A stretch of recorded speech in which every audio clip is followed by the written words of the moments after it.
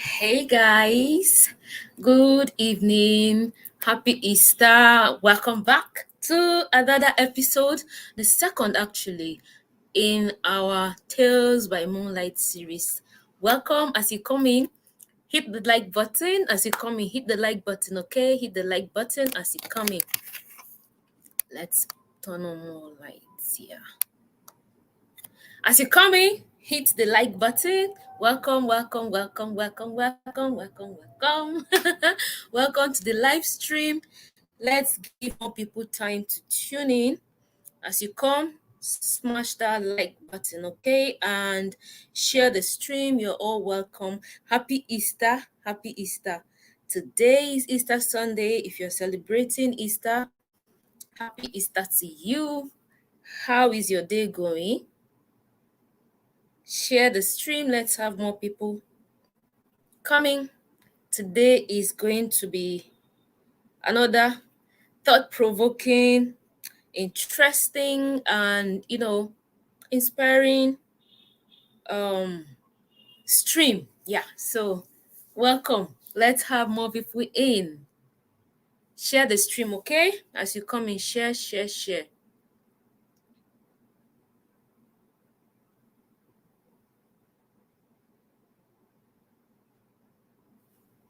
All right. Let's have more people coming. Guys, share the stream, okay? So I'm going to give it a little bit more time for more people to join the stream, and then we kick off with the conversation. And as you come in, if you've not subscribed, kindly click on that subscribe button, okay? Tap on the subscribe button, and when you do, you tap on the bell icon. That way YouTube will always send you notifications when I post new videos or I do a live stream. And some of you gave me feedback some time back that you were not getting notifications anymore, and that's because you probably didn't turn on the bell appropriately. So what you need to do is, when you click on the bell icon and the drop down menu shows on your phone or your device, you're supposed to click on all. When you select all, that way YouTube will send you all notifications each time I post a new video or I do a live stream. Okay, so let's get it right. Welcome, Derek, Alex, you're welcome. Sherry, hi Sherry, you're welcome. Happy Easter to all of you. Thank you for coming. I'm so excited to see you guys. Happy Easter. That's if you're celebrating. Happy Easter. How is your day going today? Drop a comment, let me know, and let me know where you are watching from, okay? Let me know where you are watching from. I know Sherry is from Kenya. Yeah, Sherry's from Kenya. So let me know where you're watching from, okay? Drop your flag, the flag of the country where you're watching from. And let me also know if the video quality is clear enough, okay? Let me know. I want to know, because on my end it looks very clear. But last Sunday's stream, after streaming, I went over the clip and I saw that the beginning was very blurry, and I don't know why that was. So let me know if you can hear me clearly and you can see me clearly. Let me know, okay? That's important. All right, let me see where you're joining me from, okay? I can see about 6 people.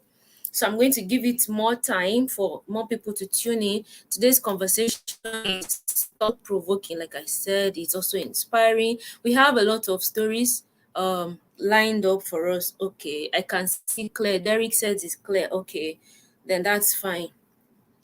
I'm happy that it is clear because I'm checking on the phone here as well and it looks clear. So that's good.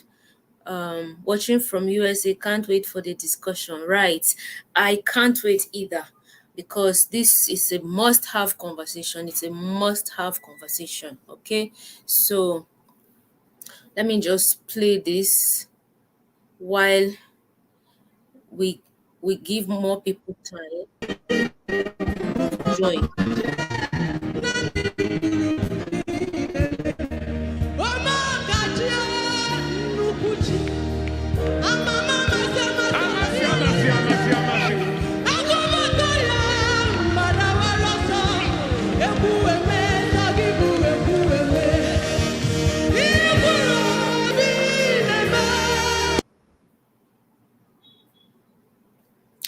Guys, so we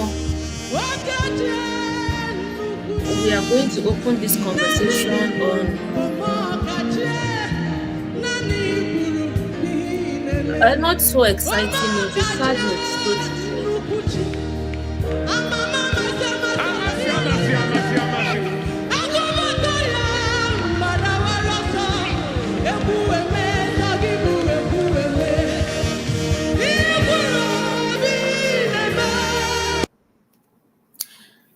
So, guys, I've just played this clip from a Nigerian gospel artist. She was known by the name Osinachi Okechukwu. No, Osinachi Nwachukwu, not Okechukwu. I take correction. Osinachi Nwachukwu. And our first discussion tonight is about her, and this conversation is so very important. We need to I needed more people to be on the stream before um we start the conversation, but I guess we're just going to start. Let me look at some of your comments quickly. Hi, hello from the UK. You're loud and clear. Okay, thank you. It is clear, darling. All right. I've been following up on this story for days. So sad. I don't know what to say or do. You all know someone in an abusive relationship but refuse to leave. Um, Okay, so guys, Eunice comment is going to just help us kick off the conversation. So, this woman you see on the screen here goes by the name Osinachi Nwachukwu, like I said earlier, and she's no longer with us. She was actually a gospel artist, and she became very popular from one of the songs she played. The song I just played a few minutes ago, that was the song that really brought her the fame, made people really know, because the song was really very touching, and her voice is so beautiful. Like when you listen to her, even though she used to sing in Igbo language, which is one of the Nigerian languages, those of us who are not Igbo also felt like we understood what she was saying, just because of how, the song, how she sang, her voice. And when you look at the meaning of the song, then you would understand even more why people loved the song so much, and why her voice, really attracted a lot of people. So she was married with four children, um, three boys and a girl, and the marriage was for about 10 years, So we woke up one morning, just this week, we woke up one morning and we heard that, oh, she's no longer here with us. And people began to ask questions like, what happened? Because she's not an old woman. You guys can see she's not an old woman. She's still young. So what could be the problem? What's the problem? So when people started asking questions, a lot of things, started coming to the light. The fact that, oh, she was in an abusive marriage. The marriage that lasted for like 10 years was actually an abusive one, and it was as a result of that she eventually um is no longer with us.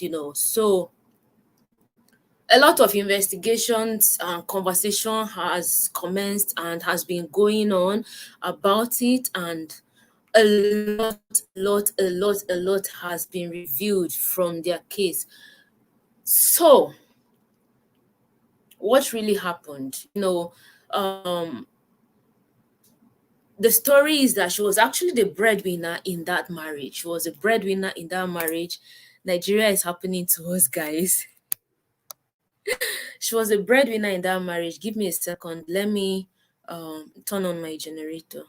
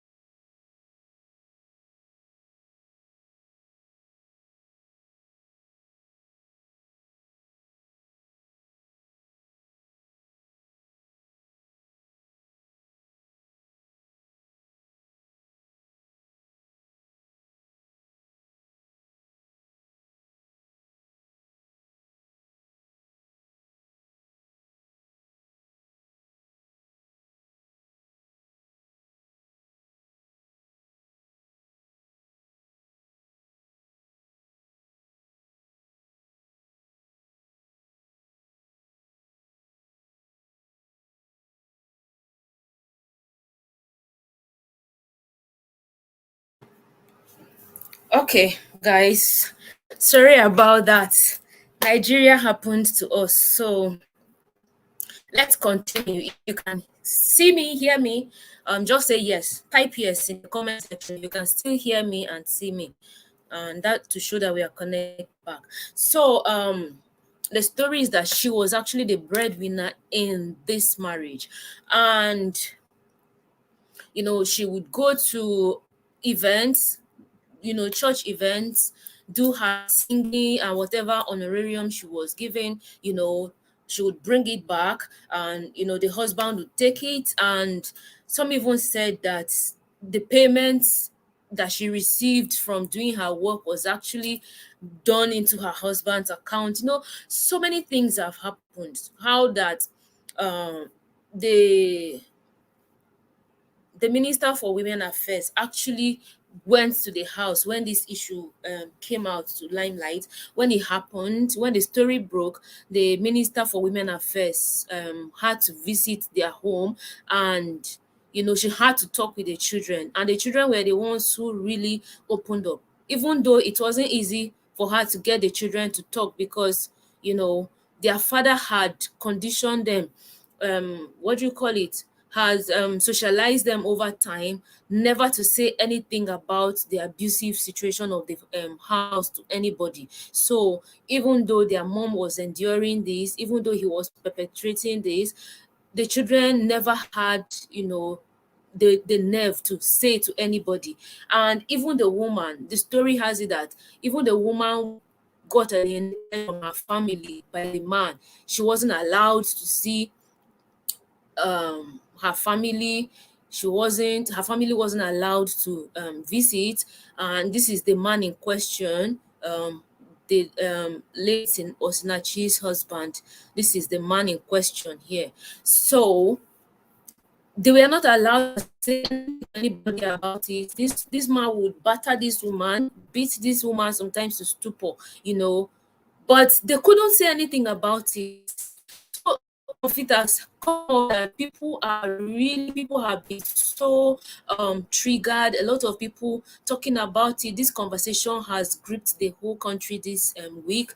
Other people coming up to share their own stories, and it's unfortunate that it had to get to the point where this woman had to leave us, you know, under such tragic circumstance. She's no longer here. It took her not being here for a lot of other women to come up now and talk.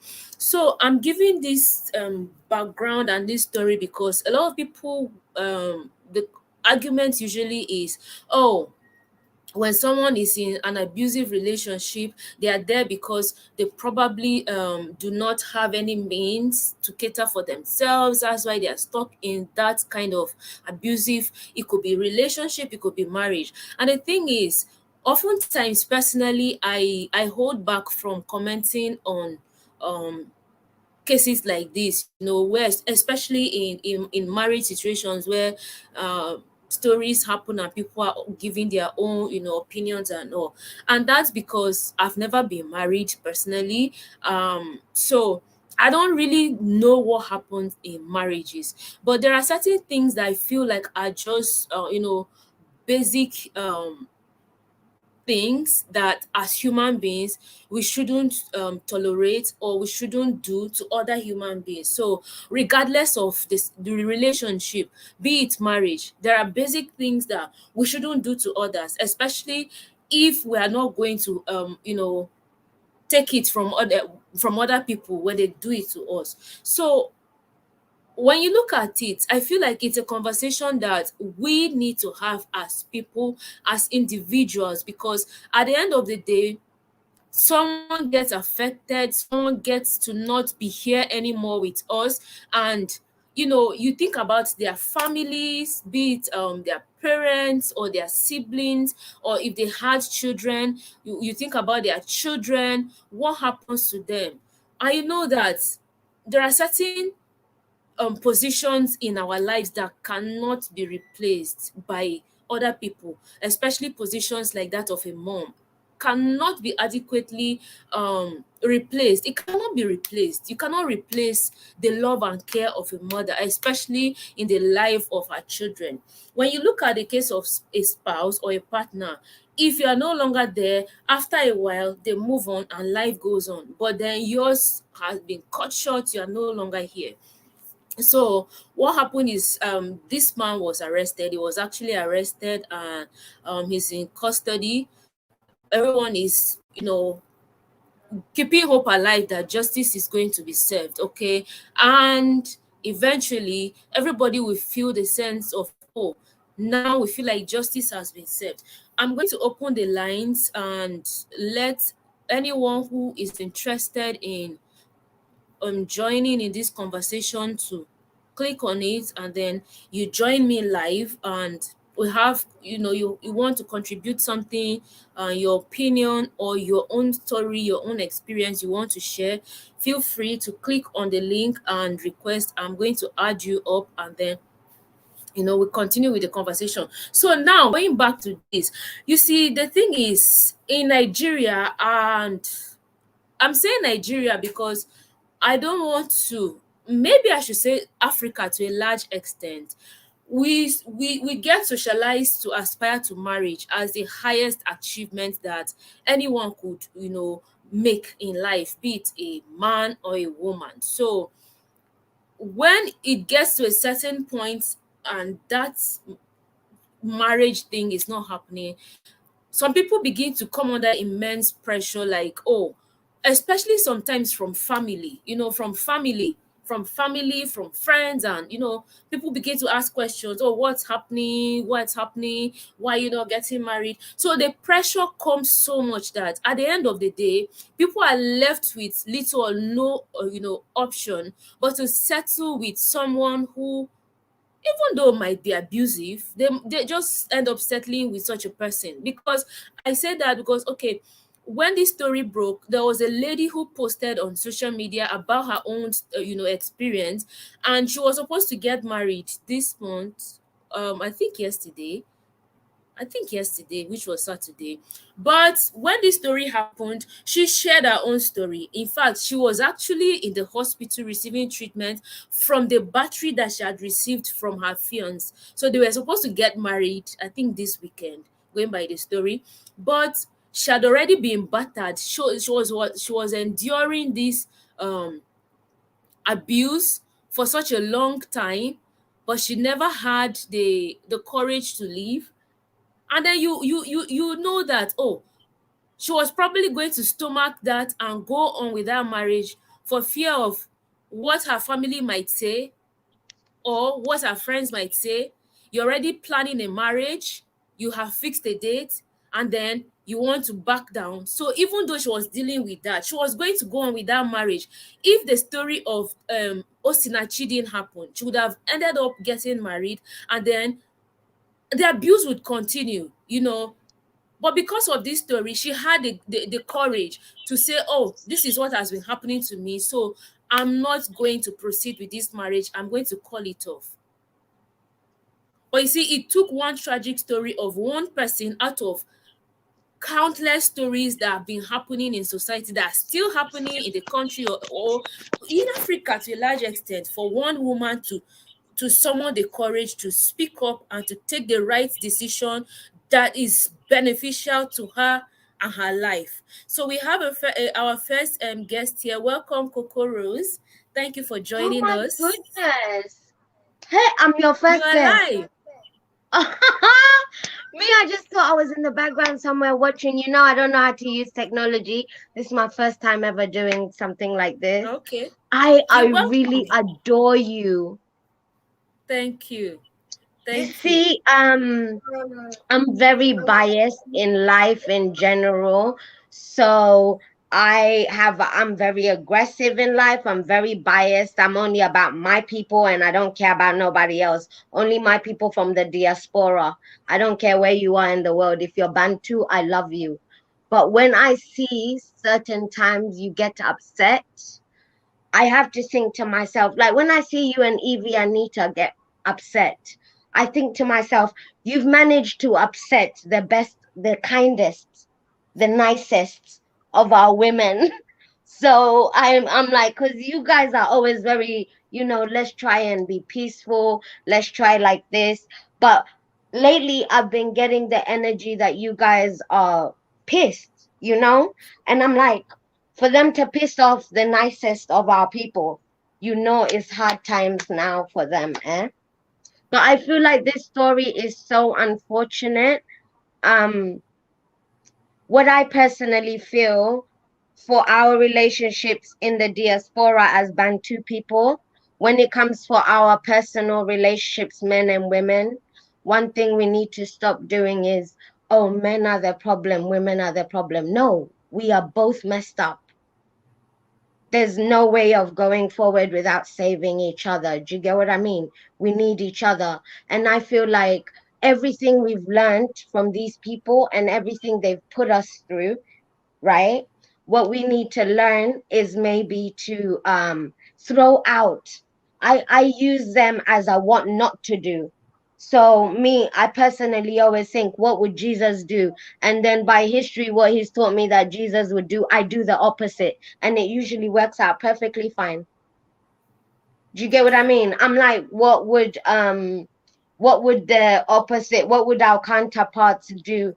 Whatever they would do, me, I do the opposite, and it works good. So I feel like we say their systems are not working, but we need to realize that, their systems are fine. So when it comes to us back home, we need to allow each other space to speak, men and women. No woman should be battered and be struggling in silence, especially when Africans, we pride ourselves in saying how close we are and how family orientated we are. Your next door neighbor, your sister, should not be beaten and suffering while you and your husband listen next door saying it's not our business. And also for a man, your woman should not be abusing you and mistreating you, and people are pretending not to see. We need to, what we Black people, Bantu people have proven to me is, what people are not ready to face and talk about, we are ready to talk about. But then when it comes between us, we have the same attitude as the demons, like, oh, let's not face our issues. No, it's my business then. Because when you die next door, then I'm gonna come crying at your funeral, like, oh, I wish I did something. Why wish past tense when you could do something now? Exactly. Thank you for this point you've raised. It's very important, and I was going to bring it up much later, but it's important that we are each other's keeper as Africans, because we pride Thank you. ourselves in, being our brother's keeper. Traditionally in Africa, we say, when a child is born, the child becomes a child of the community, not just a child of Thank the you. It takes parents. a So village. I feel like it's something that we need to uphold, even in our urban, cities, where we see something going wrong. We're able to step in any way we can to correct it. So you have neighbors who are always at each other. Maybe they're in a relationship as husband and wife, or boyfriend and girlfriend, or whatever relationship. Maybe a woman having a child as a help, and he or she is abusing such a child. We ought to say something. We have to speak up. We do not have to keep quiet. Don't see something going wrong and turn the other And eye, don't or say turn something. a deaf Yes. ear. Yeah, don't Me, do I that. have to say, I like to learn from everyone, so I look at not just how the American brothers and sisters live, how African Nigerians live, how we all live, and I try and learn something. What my American brothers and sisters have taught me is they do step up. If there is somebody who maybe doesn't have a father, like look at the video the other day, the son was being bullied. The father went and picked up the bullied and spent the day with him. And it had a good, positive outcome, you know? So we need to start thinking outside of whatever we've been told to think. Their things are not working. Let's try our way. And our way is compassion. Do you understand what I mean? Like from them, I've learned, okay, step up when you're not there. From Nigerians, I learn, okay, they love to be family and things. I live in England, and I like two places I have lived where a neighbor has died and we haven't realized until there's flies and things around the door. There's a disgusting smell. That's one of my nightmares, that that I'm being killed in a crowd and nobody's paying attention. Yeah. It's a really weird place to be. England is like that. But I'm trying to reach out more, just to our brothers and sisters, let them know a lot of here is depression. It's like this country has a curse on it. Mm-hmm. All right. Depression is a Thank- big thing here. Everybody struggles in silence. They're ready to show off their, look at my Gucci, look at me going out, look at my heels, look at my, we're so good at boasting. But when we're crying alone in our houses and we feel like killing ourselves and things, we're not so ready to ask for help. which is not good enough. We have someone else joining us. Eunice, are you there? Eunice? Hi, Eunice. Can you hear me? Yeah, I can hear you. Welcome. Okay. Hi, how are you guys doing today? Good, good. Welcome. Happy Yeah, Easter. I had to be on this show. I really had to be. I made sure I was actually going to bed, but I was like, I'm going Oh, to so stay up a early? little bit. Huh, Okay. girl, I'm old. I'm old. I'm always Oh, going to bed early. And if someone is calling my phone by like 8:30, I'm not picking up. Yeah. How are you doing, Grace? It's been a long time. I'm good, good, good to Yeah. see you. Mm-hmm. What I wanted to say about this whole situation, I think it's something that we're not talking about, is what causes people to become abusive. And sometimes it starts from when they're very young. You understand? So if Mm-hmm. you're around violence and abuse, you think of it as something normal. As you get older, you start also, portraying that violence to other people. And one thing that I always get upset about religion is when Christian parents discipline their children, they're always referencing the Bible and saying that if you spare the rod, you spoil the child. And I've had to, correct some parents and tell them that when the Bible is talking about that, they're not talking about hitting your child. They're talking about when a shepherd is leading his sheep, he uses the rod to tell the sheep which directions to go. You understand? We take the Bible and we misquote it, we misinterpret it for our own agenda, and that can be very detrimental to how we are, growing up and how we believe life is supposed to be. And because of that memory, that scripture in the Bible that people have been corrupting for a long time, people think that violence is how you're supposed to be correcting and disciplining people. If someone makes you upset, if you're impatient with someone, the first thing you do is hit them. You understand? So for me, I can't speak for other people. I grew up in an abusive household. My father was abusive, but for him, it was, normal. My mother stayed with him until eventually me and another sibling, we were very young. We had to take the stand to tell my mother to not be with this guy who was my father. But it's looked down on when in a Nigerian culture, when there's divorce, when divorce is spoken about, because for whatever reason, no matter how toxic and negative the relationship is, the husband is always right. If he treats his wife like how they treat the children, even though, beating your children, I don't agree with that. I don't think you should be beating your children. I think that other ways to be able to discipline children so they can understand right from wrong. But if you talk to Nigerians, I'll say a majority of them would disagree and say that in order for you to discipline a child, you must beat them. But that's a form of violence. You understand? It's a form of abuse, but we don't see that because they're always referencing the scriptures and Christianity. You understand what I'm saying? I don't want to just be rambling on. But what I'm saying is, I feel like this thing goes deeper than just this abusive husband. He must have grown up in an abusive environment to think that it's okay to be an abusive man. And she must have grown up in an abusive environment or society to think it's okay to stay in an abusive relationship. You understand? And sometimes we Yeah. don't even know. We don't even know that, we're getting indoctrined to this kind of way of life until it happens. And then when it happens, you don't know what to do because you don't know who you can talk to because other people are also a part of that environment. Exactly. Mm-hmm. So I like the contributions you've made. The fact Mm-hmm. that what makes people abusive, what make people become abusive, and of a truth, Mm-hmm. growing up in an abusive environment also, make people internalize that kind of abnormal behavior and see it as normal. So when Mm-hmm. such people eventually, grow up and end up in relationships, be they any kind of relationship at all, they tend to exhibit that internalized behavior.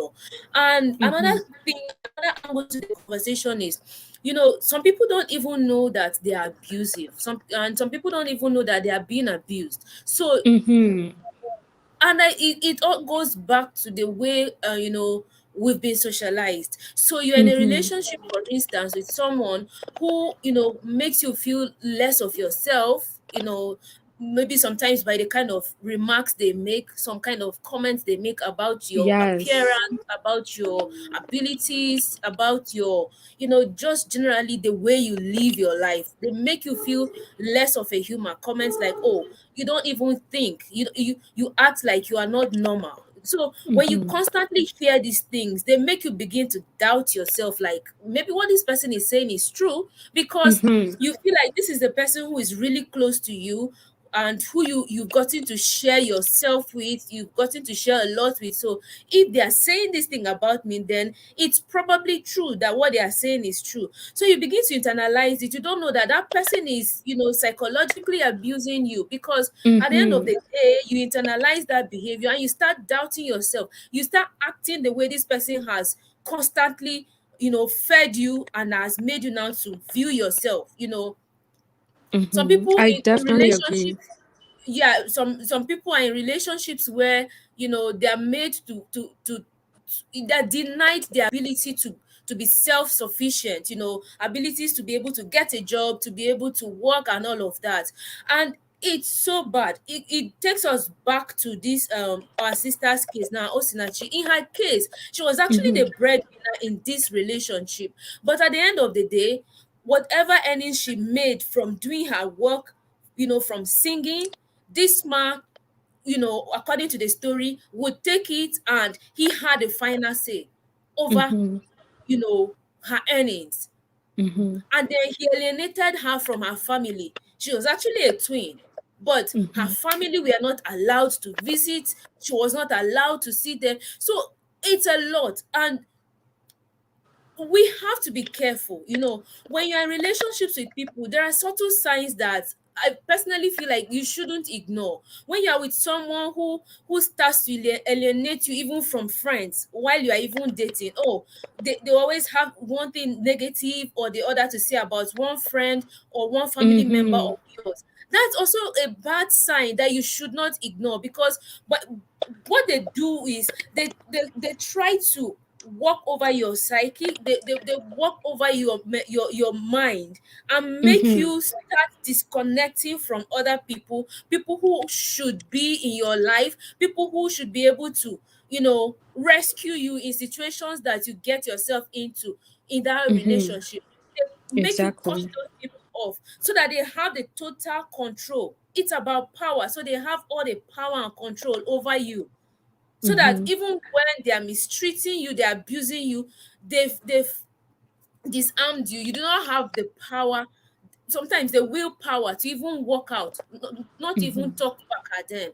So these are signs that we shouldn't ignore when even maybe you are in relationships. So Rose is back. Rose, you want to say something? Hi, I was gonna say everything you ladies are saying is 100%. You're not rambling. Everything you said, that's Eunice, is so good. But for me, I want us to deal with ourselves, you know? Do you get what I mean? Because I feel like abuse is more to do with us than others. Because I have not always been right as a person. Like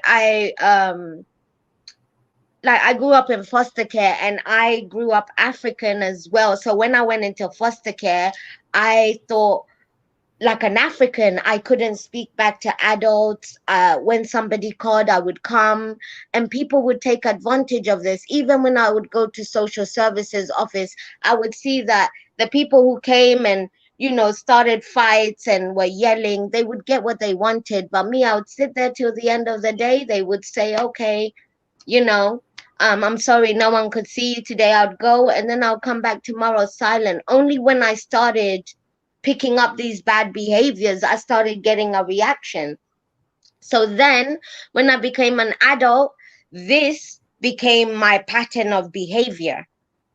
For a little while, like in my early 20s, it became my behavior. Like if I didn't get or I didn't feel like somebody was doing what I wanted them to do, I would then create a ruckus. Do you get what I mean? And it's like a No, what I'm manipulative okay. behavior. Can I ask you a question? Yes, Coco Yes, ma. Rose, you Eunice. said that abuse has to do with you, but but the things you're saying, you're not explaining how does abuse have to do with you and not other people. What are you trying to say? Okay. Okay, what I'm saying is that those behaviors that I picked up from dealing with social services then became my protocol of how I dealt with relationships, with friends, with people around me. Do you get what I mean? First of all, But that I doesn't would that have. doesn't but that doesn't mean that if you're behaving a certain way, doesn't mean you deserve to be abused. We're talking about people No, who no, are I'm being not saying that abused. I Okay. deserve to be abused, but what Okay. I'm Okay. saying is I learned bad manners from what I saw in social services. Like, oh, if I'm quiet and polite, I'm not going to get anything done. So this is the way to behave if I want something done. But then I then started to translate that into my own personal life. I had to check myself. Actually, I had to get checked. Do you get what I mean? With people who I wanted to be in their lives, and I really love these people, and they were like, listen, No, I'm this not behavior, understanding what you're I'm not gonna saying. deal with it.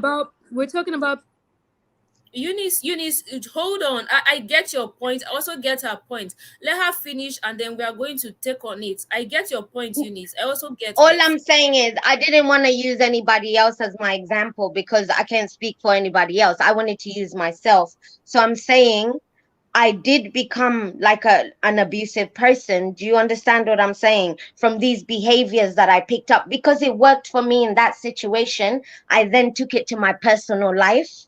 And when I would be dealing with people, so I became now not a victim anymore. I became a perpetrator. So now it's almost like I'm bullying people to get what I want. And if that doesn't work, then I use, feel sorry for me tactics. This is all a form of abuse. Remember, when people start abusing you, we're not going to hit you straight away and things like that. It starts off slowly. Me, I'm not a hitting type of person. I am not violent.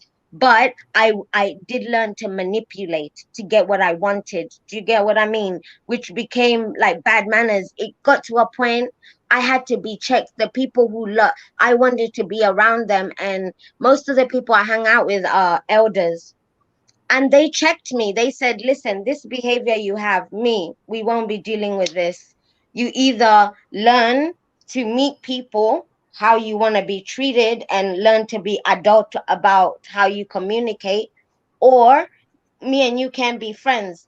Then I learned, boundaries, you know? So some people, they don't know boundaries. They will do with whatever you let them get away with. That's all I'm saying. All right.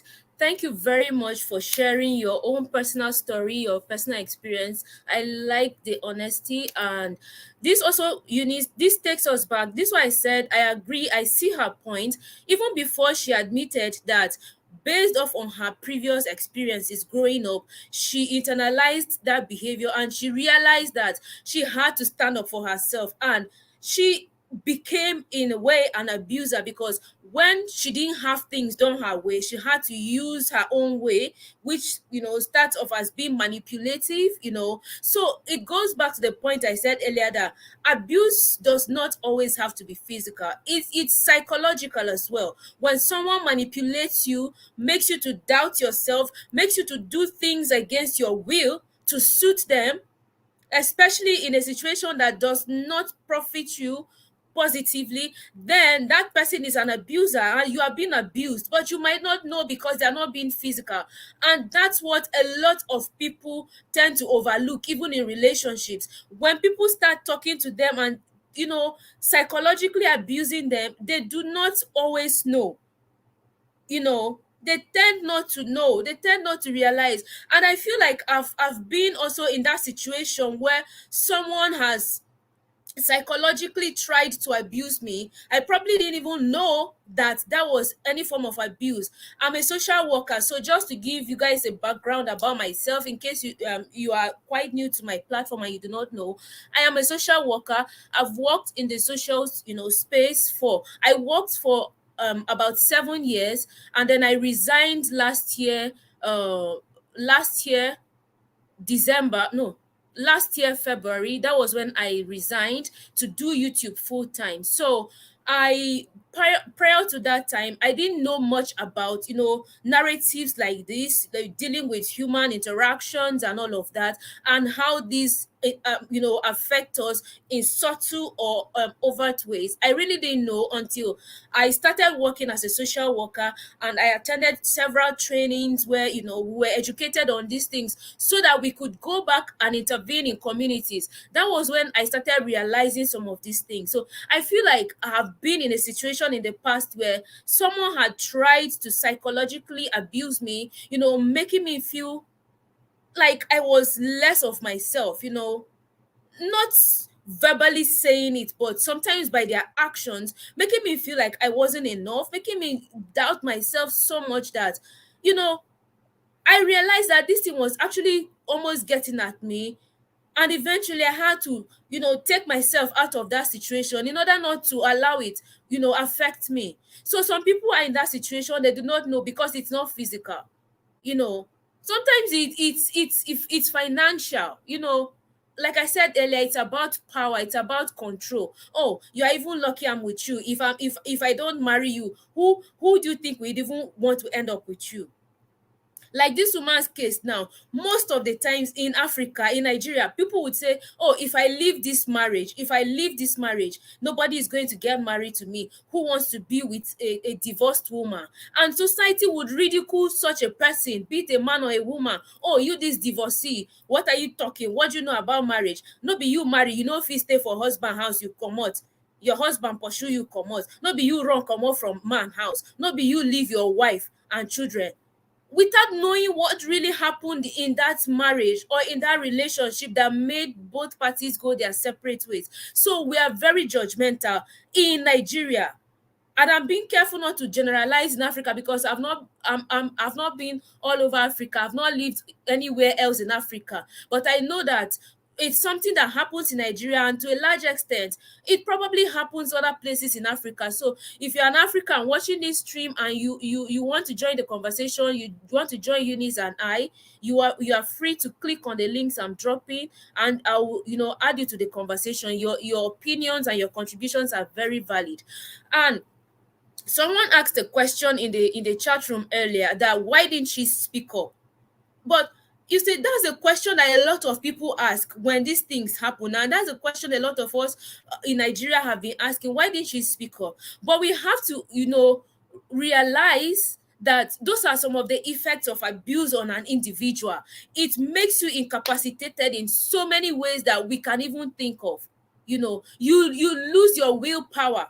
Not everybody has the mind to turn around the situation, like our sister Coco said earlier, and then try to exert themselves. Some people, the abuse leaves them incapacitated in many ways, that they cannot speak up for themselves. And in this our sister Osinachi's case, we were told that the husband warned them, like the husband so manipulated them never to say anything about it to anybody. Imagine you beat your wife in the presence of your children, and you call your children to stomp on their mother, who is your wife, that you are battering.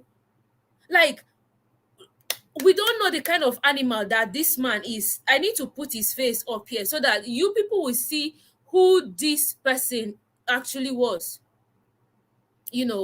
or is. This man here, This is the man in question that battered this woman until she had to leave. She's no longer here in the world with us. That's what I mean by that. He battered her to the point that what eventually landed her in the hospital was probably that, because when this whole thing came up, she was a gospel artist, so a lot of people were calling out the pastor of the church where she used to sing, and people were like, why are they not saying anything? Because this will lead me into the religion conversation. Now, the man eventually spoke up, the pastor, and what he told the general public is that the woman, the last what he knows about the situation is the woman came to her, and the pastor is actually a medical doctor. The pastor and his wife are both medical doctors, and now they are in ministry, so they have a church, a mega church in Abuja. So the man said the woman came to him with her husband and complained of chest pain, to him. So he prayed for her, and he prayed again, but you know when the prayers didn't address the issue, he counseled the woman and her husband to go to the hospital and have some medical exams conducted so that they would know exactly what they were dealing with. So they went to the hospital. He facilitated that process for them, made some calls to his other medical colleagues to attend to them, help them access service, and eventually it came up, the results came up with upper respiratory tract distress, and all of those medical terms that he was calling. But by and large, the fact that the woman had some problems with her chest, so she was admitted in the hospital, she was being treated, and then we woke up one morning and we heard that she's no longer in the world with us. So when he explained this, a lot of people said, okay, well, that is quite clear, but does it mean that the pastor was never aware that this man was battering the woman? The woman was in an abusive relationship. And what the pastor said is, when the whole story came up, people started opening up and talking about it, and someone who was quite close to the woman in the choir actually told him that there was a time that this husband, this man that you see on the screen now, actually beat the woman even in his presence. But the woman knelt down and begged him, pleaded with him not to say a word of it to anybody. And the other people who have had one thing or the other to say about the whole situation have said the same thing, that the woman would beg them not to say anything about it to anybody, that her husband is battering her. So you see now a culture of silence, where she probably did that because she was afraid that if this blows up, she will probably not have a marriage. And looking at her status in the church, being in choir, being a gospel artist, renowned, someone who by religious standards should be an example of a perfect marriage or a good wife, if it eventually, I'm assuming that this was probably her own mindset, that if this goes to public and she ends up not having a marriage again, then that would affect her. People would judge her. People would probably ask questions like, oh, so this woman that was going about singing and lifting us to high heavens, making us feel the presence of God, was actually not a virtuous woman eventually. So the judgment would always come. So I'm assuming that that was her mindset, why she probably never wanted anybody to say anything about it, even though she was being battered by this man you see on the screen here. I don't even think this is a human being, because the story and what we were told that this man leads to the wife and to the children, it's not something that a human being who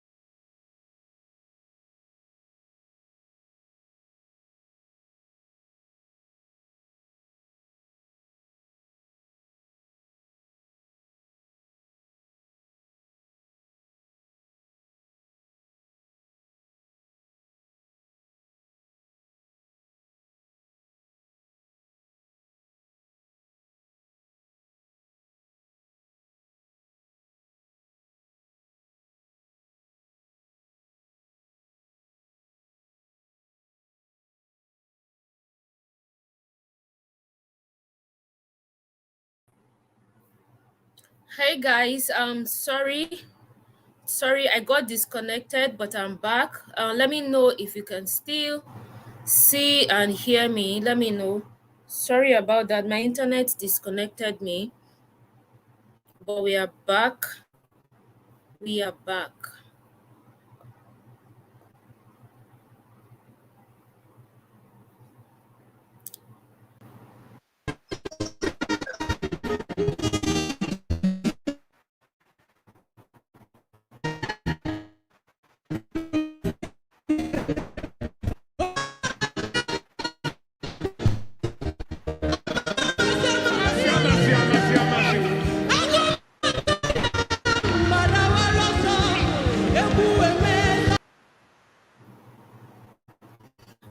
Okay.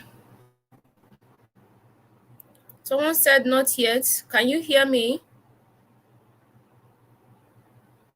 Welcome back. Okay, you can see me. All right. All right. All right. All right. So we are back. Um, okay, I was talking about what's the question that someone asked about why she report. I was trying to probably reason. I'm not just an assumption that that was probably her thinking or her mindset that stopped her from speaking up. Remember, I said when we started the conversation that this man had alienated her from her family, you know even though she was a twin. Even her twin sister was not allowed to visit her family. They were not allowed to visit, and they were basically isolated. This man isolated her, isolated the children, and they were not allowed to interact with anybody. So whatever it is that was happening with them, whatever the abuse that he was perpetrating against this woman and the children, they never dared to say it to anybody, because he had warned them not to say a word to anybody. And because it went on over time, they internalized it, and you know they basically became powerless, so they couldn't do or say anything about it.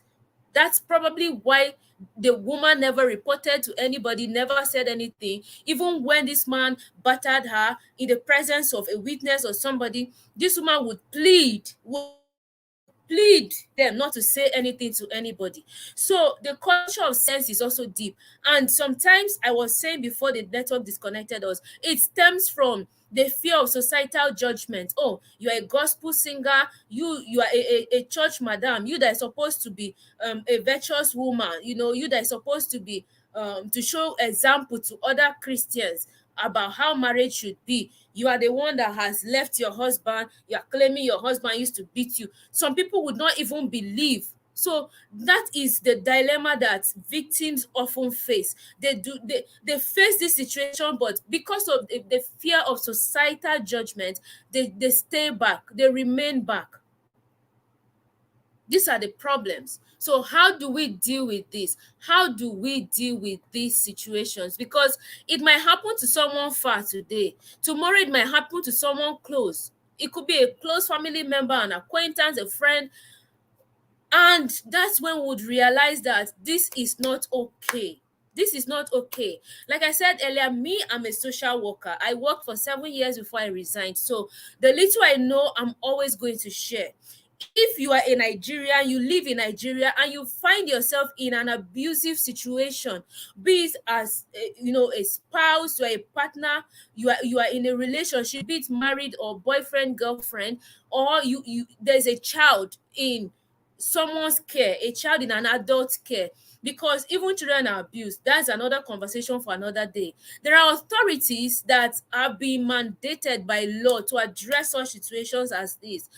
Number one, all the 36 states in Nigeria have state ministries of women affairs and social development. There might be name variations, but you always find a ministry of women affairs in your state. And that is where the ministry has the constitutional responsibility to address cases of violence against women and children. So if you are a woman in a marital relationship and your husband, or you are a man in a marital relationship and your wife is abusing you, That is where you can go and report. Don't be quiet. Go to Ministry of Women Affairs in your state and report. And I'm saying that first because as Nigerians, we have a funny relationship with the police. We all know that. We always try to avoid the police, but the police is our friend. Okay, so if you are afraid of going to the police to report because you feel like they might not do anything, go report to the Ministry of Women Affairs in your state, and they have desk offices even at the local government.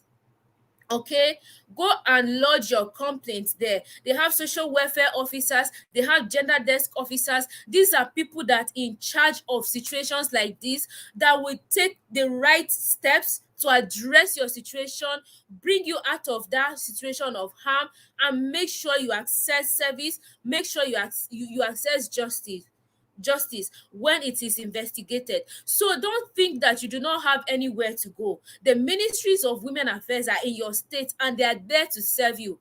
Remember, even in this case, when the news broke, the minister for women affairs at Abuja at the federal level, she stepped in. She actually went to this people's family house, and she was the one that was able to speak with the children, because like I said, the man had so brainwashed the children that they were so afraid to speak to anybody. Even when the authorities showed up, the children were afraid to talk until she was able to, break through and get the children to open up to her, that we got a lot of the information we've gotten today. So you have service, you have where you can access service. Don't keep quiet. Even at the police stations, there are gender desk officers there that have been trained to address situations like this. Okay, so go and lodge a complaint. Don't suffer in silence. And if you're in a relationship as a boyfriend, a girlfriend, a fiance, and this person is battering you, you have no reason to stay there. Honestly, you have no reason to stay. Take a walk. Don't remain in an abusive situation that might eventually cost you your life. Society is going to talk. Let society talk. People would always talk. Your life should be more important to you than what people would say, than the judgment that people are going to make. I like what Eunice has just said there. Let me pin it. She says that she didn't think she would die. A lot of abused people don't think they would die, or their abusers will kill them. Exactly. But it eventually happens. Like we are seeing it now, So it is something that we shouldn't keep quiet. And like we said earlier, if you are a neighbor, you should be your neighbor's keeper. You hear this thing, you see this thing happening around you. Don't Personally, me, I will not keep quiet. If I see anything happening around me that is unlawful, that is unacceptable, I'm not going to keep quiet. Not under my watch. Trust me. I will speak up because I know where to go to lodge complaint. I know the appropriate authorities. So be your neighbor's keeper. If you see these things happening around you, don't keep quiet. Don't say, oh, that one at their wahala, concern me. No, it should concern you. It should concern you. And like we were talking earlier before I got disconnected, if we are going to go back even to the upbringing, because charity, they say, begins at home. You are raising children, both as boys or girls. Teach them to be respectful of other human beings. Let them treat people the way they would want people to treat them. Personally, I wouldn't want anybody to treat me any less than a human being. So I won't treat another person less than a human being. So that is how we should raise our children, because children eventually grow up to become adults, both male, female, and they get into relationships, they interact with people, and whatever thing they learn as children is what they are going to eventually do when they become adults. So teach your children to be respectful. Abuse comes in different forms. So if you see a child already exhibiting certain tendencies that would mean this person might be an abusive person someday, correct it, nip it in the bud. Okay? Let me look at some of your comments. Let me start from here. How well are people aware of these services? Exactly, that's the case. Sometimes people are not aware of these services, and that's why I've mentioned These are like the commonest. There are other NGOs, non-governmental organizations around you, but sometimes because these NGOs are small and they are not well funded, they might not be able to, publicize their services for you to know that you can actually go there to access care when you need it. That we have organizations around that you can talk to, but government also has ministries of women affairs. They are in all the 36 states, no excuse. So go there and report. You can also go to the police station and report. There are gender desk officers that are trained in the police stations to handle cases like this. Okay, so you should be able to go there and report. Even if you're not the one being abused directly, you can report. This case has traditional, religious, and the clash of Western values all tied into it. Exactly. Tradition, religion, we see them playing in this case. And it's such in a very sad way, a very sad way. On the other hand, this was a religious woman, a gospel artist singing in church, and would be expected to be an example of a perfect marriage. And that then brings me to the next point, how we put pressure on especially women. Like when I was preparing for this stream today, I was just thinking how much society puts pressure on us women to make marriages work, to make relationships work. So right from childhood, we are socialized, you have to learn how to cook, because when you get married, you have to cook for your husband. That's the way you are going to keep your man in the house. A way to a man's stomach, whatever, a way to a man's heart is through his stomach. You should learn how to cook, be a good cook. That's the way you can keep your husband, and you let the boys go their way. You do not put that much of pressure on them to also realize that they have the responsibility to make marriages, to make relationships work. So a woman eventually grows up with that mindset that, as a woman, I have to keep my husband, I have to keep my home, I have to make it work. So when they end up in these abusive relationships or marriages, whatever the case may be, they still have to stay there because I have to make it work. I have to make it work. If I leave, society will laugh at me that I was not a good woman enough. But the man is excused. He's excused. And then on the other side, the church is teaching you that as a woman, you should make your husband happy in the home. You should make your home a heaven for the husband. Let him come back, because a home that is heaven for a man, all of those conversations. So let's look at this case now. This was a case of tradition and religion coming together in a situation, but look at how it ended up. How do we move forward from here? That's a question that we need to ask ourselves. How do we move on from here? This was a marriage that the woman was the breadwinner. This animal you see on the screen here actually was not contributing anything apart from battering and abusing his family. The woman was the breadwinner. But look at how it eventually ended. You see, sometimes we say that, what do you call it? Western values are not okay, but we take from here and there things that are good. Like Doreen is saying, in America, people report their neighbors. We should do the same in Africa, in Nigeria, especially when you see something wrong. I'm not saying that you should call out people or you should snitch on people because out of envy or out of your wicked mindset or anything. When you see something going on wrong that is going to harm somebody around you, you should speak up, report to the appropriate authorities. I'm reacting to your comments because you're all part of the conversation. So I'm reacting to the comments and buttressing the point. Let me remove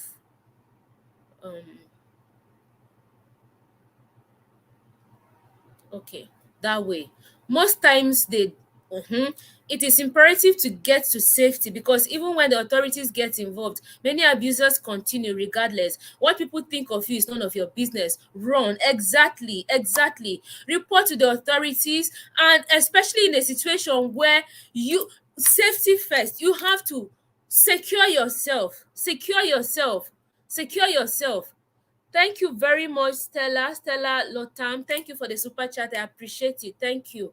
You should get to safety first. Once you get to safety, report to the authorities so that they know that this person is after you, and eventually if anything happens, they know who they are going to hold accountable. Don't stay in that situation, please. Don't stay. And whatever people will think is irrelevant, honestly, because personally I've gotten to a point now where, oh, what will people say? Let people say, let people talk. Oftentimes we tie ourselves down out of fear of what people would say, and we do ourselves more harm than good. you know let's move on. Let's move on past this situation. They said she was quiet and a peacekeeper. Yeah, you can even see, let me put up her picture. Okay, let me add that. You can see that even from the way her demeanor, you see that she was a quiet person. Whether she was a quiet person by nature or she became quiet as a result of the years of abuse that she had to endure. Oh, not this, sorry. you know Whether she was a quiet person as a result of the abuse or by nature, we can't say.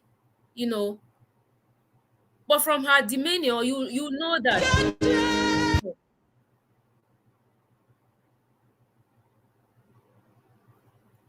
Give me a second, guys. I'm trying to find the exact clip of her.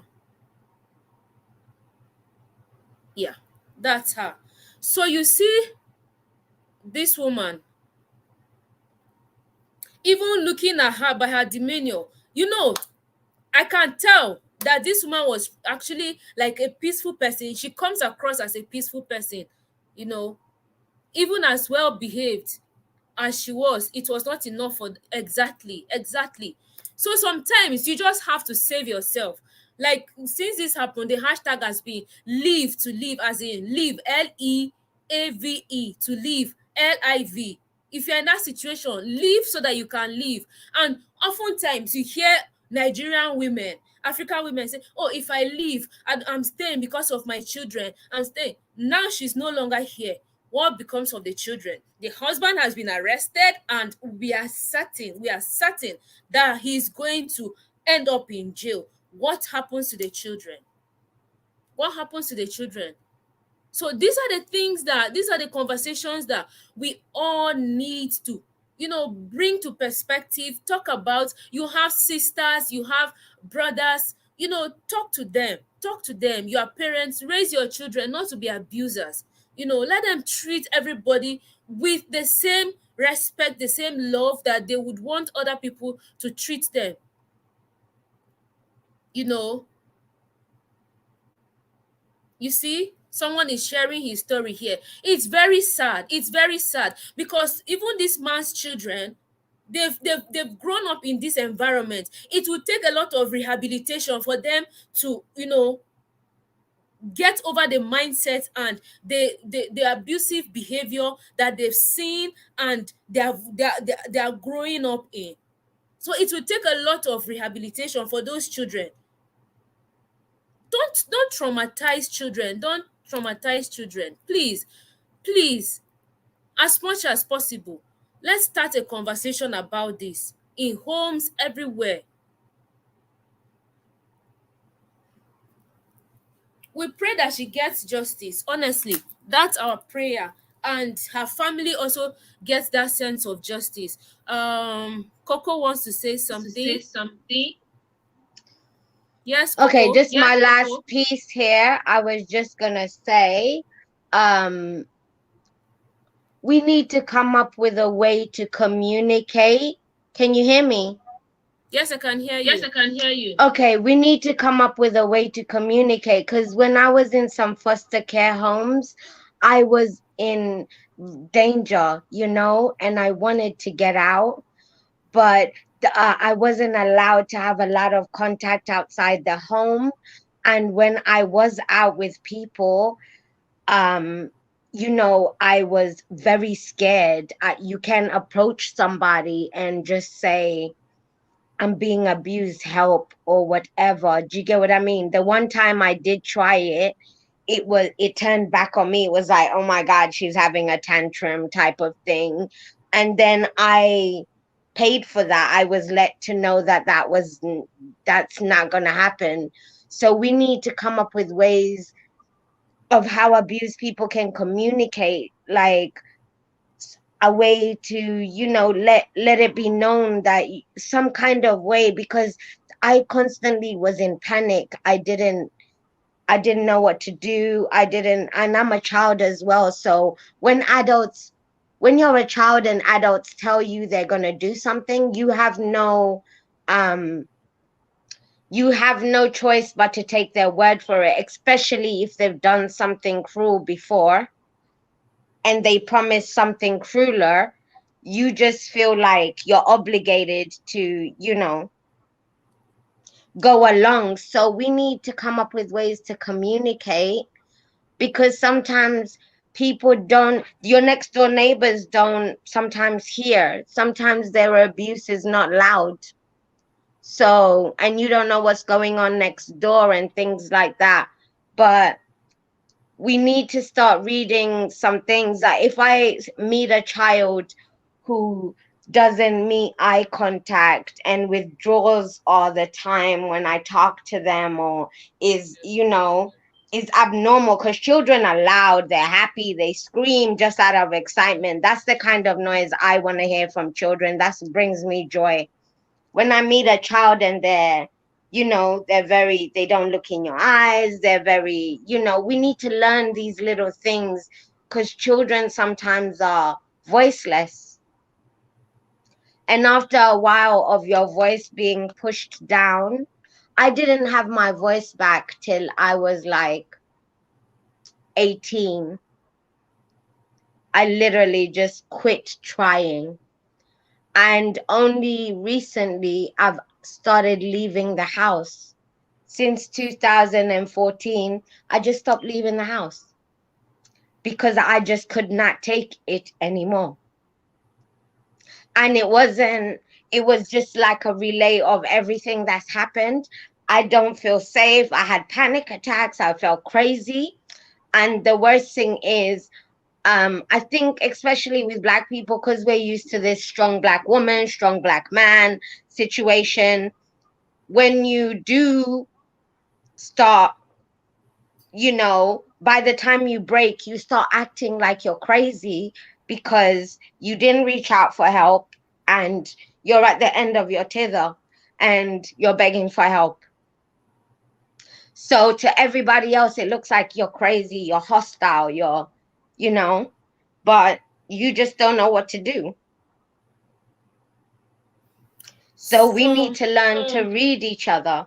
Like I don't know if there's a super force for that, but I look out for little things, like somebody who's not, like, they're around, they say this is their boyfriend or their girlfriend, but when you ask them questions, their boyfriend or girlfriend answers for them. If they go somewhere, their girlfriend or boyfriend has to come with them. They're not allowed to sit with you on their own unless you start a conversation or something. Things like this, these little things is what let me like make me start looking into people, because these are the things. Why can't she sit down and have a conversation with me while you go use the bathroom? Why does he have to come with you to the bar to get a drink? Me and my boyfriend are here. Why can't he continue his conversation? Little things like this is like weird. Do you get what I mean? yeah, Yeah. yeah. Or maybe I'm paranoid. No, you have No, a you point. have a You have a point. valid You have a point. valid point. Um, Um, you have a valid point, because actually that's how it all happens. For children, like you said, children are by default bubbly, outspoken. We often joke. We say, "Oh, children say the darnest things. Children do not have filter. Children speak the truth." That is who they are by default. But when you see a child who is withdrawn, who is always reserved, who does not make eye contact, then you know that something is going on wrong. So as a person, you see such children around you, your neighborhood, and you just have to take interest, want to know if this person is okay. It's not being intrusive. It's not being what here we say, mind your business, wetin concern you. No, it should concern you, because sometimes children are in danger, but they are not able to speak up because the abusers have taken down their willpower, have threatened them, have made, silence them to a point that they've lost their voices. So you should be concerned. And sometimes even in adults, like we've seen the case of our sister who is no longer here in the world, it was a similar situation. This man silenced her.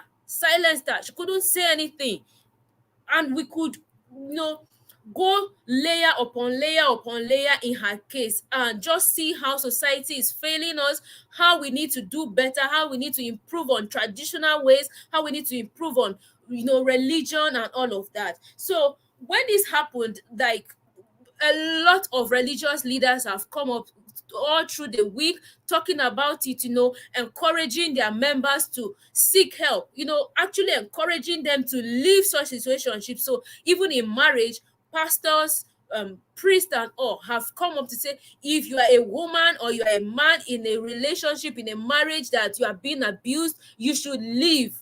It's better for you to be alive, because the truth is, your life is more important to God, it's more important to society and to every other person than for you to no longer be here. Because look at this woman now. She had an angelic voice. She used to sing. Everybody would feel ministered to. But she's no longer here. We are all going to lose. We've lost a blessing.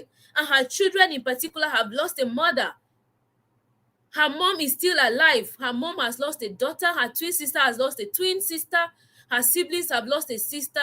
So you see, it's a lot. It's a lot for the family, for the church, for the children, for everybody.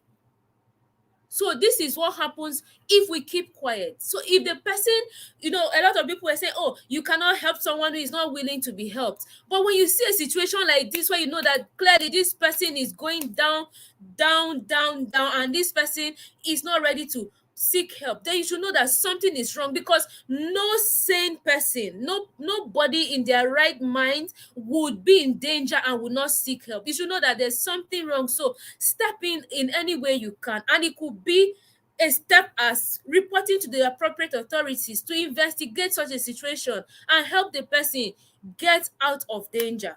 So this conversation is one that would go on and on and on and on. We'll talk about it. Someone is saying, Coco Rose, thank you for your testimony. You're a primary source for this. So, honestly, I'm so happy that she came up and, to share her story with us. And despite all you've been through, you've come out strong. You're able to tell your story so that other people, can learn from it. Other people, can be inspired to take actions to save themselves when they're in situations that, are harmful. Because even men get abused in relationships. That's what we need to understand. Even though that conversation is something that in Africa, in Nigeria, for instance, people are not even ready. Some men have endured abuse for years, but they're afraid. They're afraid to talk, because in African society, you're supposed to be a man. How can you say you're a man, your wife is abusing you? How can you say your wife is beating you? This one, you be man. Are you even a man? Those are some of the remarks that society would say. So a lot of men endure this in silence. But this is not okay. It is not okay. We shouldn't let this. No, because personally, I won't take that. I won't take it for no reason. For no reason. It's better I remain single than for me to end up in a marriage that will be, God forbid. It is not my portion. So not many people are empowered with the information that some of us have in order to be able to even spot some of these red flags, because we talked about red flags earlier. Some people ignore these things. They say, oh, when we get married, she's going to change. When we get married, he's going to change. They will not change. They will not change. It will even get worse. It will get worse when you eventually end up with that person. So it's better for you to leave and save yourself. Like, we could go on and on and on. Ayodele, thank you very much for the super chat. I really appreciate it. Thank you. Doreen is saying nobody reported to the authorities. Probably because if they had reported to the authorities, the case would have probably been in the records, and the authorities would have pulled it up now and said, oh, we actually had a complaint like this, but there is nothing like that. And to think that this has been going on for 10 years, a decade. A decade this woman endured this. She actually has 4 children for this man, 3 boys and a girl. How how how can someone endure such a life of agony to a point that they see, guys, it's a lot, it's a lot. So let's do better as religious leaders. Let's always take steps, teach people to protect themselves first, because I like what one of the female religious leaders said when this story broke. He said that the covenant of life surpasses the covenant of marriage, because you as an individual, you are more important to God than that marriage, because he created you into this world as a human being, as an individual first, before you eventually ended up in marriage. So you should protect yourself, you first. When you are in danger, take yourself out of that situation and remain alive, then you can serve God, so and I'm bringing in that religious argument, because we know her story, the fact that she was a gospel artist, and the argument that comes with religious teachings about divorce, about separation, and being a virtuous wife and all of that. So at the end of the day, we have to start with a foundation, raise children differently, not to be abusers, both boys and girls. Teach children, show them the love they need. Like Coco said earlier on in the conversation, that if you see a child who is in need of love and affection, it takes you nothing to show that child love, because when children receive love, they grow up and in an environment full of love, they grow up to be loving adults, but and then vice versa. If they grow up in a reverse environment, you know what happens. And our sister Coco actually opened up about her own story, how she grew up in such an abusive environment, and because she felt powerless almost all through her childhood, she eventually found her voice and felt like, oh, the things that were perpetrated against me, I'm going to do it to other people to have my way. So that's the effect of abuse, the ripple effect. I What? don't do it What? anymore. I Yeah. don't do it anymore. I am healing. I have, listen, even after I left foster care, I started doing that. Then I started healing. Then I got abused again twice. Then I stopped leaving the house. I got depressed. And now I am in a great place. I make furniture. I'm actually working on some thrones right now. Okay. And Okay. I'm doing good. I do not abuse people anymore. I'm super sensitive. Like when I used to do that, I used to feel like this is not me, this is not how I was raised. I'm the type of person, I don't even talk to my elders with disrespect. It makes me uncomfortable. So even though I grew up in England, I did not adapt. I am better and I'm working on myself every day. And I'm hoping to just join with my people who feel alike in being patient with each other. That's patience sometimes, because like this man, at the same time that we're seeing him as a demon possessed and doing what he did, at the same time there's this energy of, if your partner makes more than you, or if someone is earning more than you, they have more power over you. And I do not feel like, I feel like that puts pressure on people. It makes women feel like, oh, my man owns earns a lot more, so he can kill me. And because he's been told, oh, you're a man, so your woman is getting more, praise than you, she's making more money than you, that makes you less of a man. This is something that this man will sit down and drive himself mad with. So now he's trying to inflict his power over her. Well, you make more money than me, but when you come home, I'm the one who puts it down. Do you get what I mean? These are all Mhm. little psyche things that, this is why I loved whoever said we've got European, African, and other beliefs all wrapped up in one. It's like a big jambalaya of madness. So True. I'm not perfect, but I am working on myself. And my advice is, start working on us first, but stay aware and stay cognitive. Our children need help. Do you understand what I mean? Sometimes when you see the children around your area, they're kicking cans, they're littering and stuff, then remember first in your mind what the white supremacy have told you, that you look at black children as bad. Black has bad connotations. That's why I say Bantu people. When I see those children, I don't yell at them. I don't call the police. I go outside and say, y'all, I don't mind if you all want to kick some cans around, but please make sure you put it in the trash after you finish. And then you go back inside. Do you get what I mean? They have fun. I like to hear children outside. It brings me joy. And then that's it. They play, they put it in the trash can or whatever. If they forget, I just go outside and put it in the. It's not a big deal. I just want to create an environment where our children feel safe. Because I didn't feel safe. And our children right now, everyone is like, they're stabbing each other, they're shooting each other. What's wrong with them? What about the parents? It takes a village, by the way, as you said.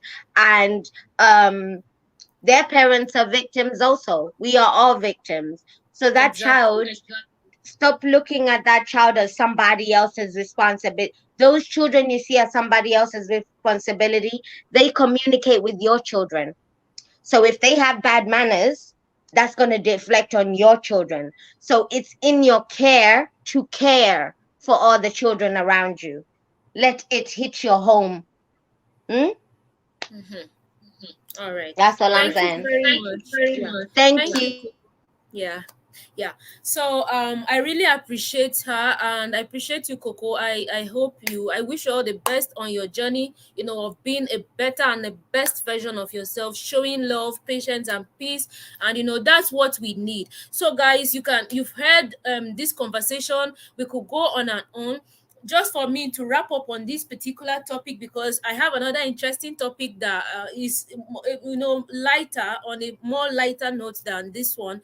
It's heavy, but I felt like it was so pertinent that we start this conversation on this serious note, so that we have some food for thought, and see why we need to take action.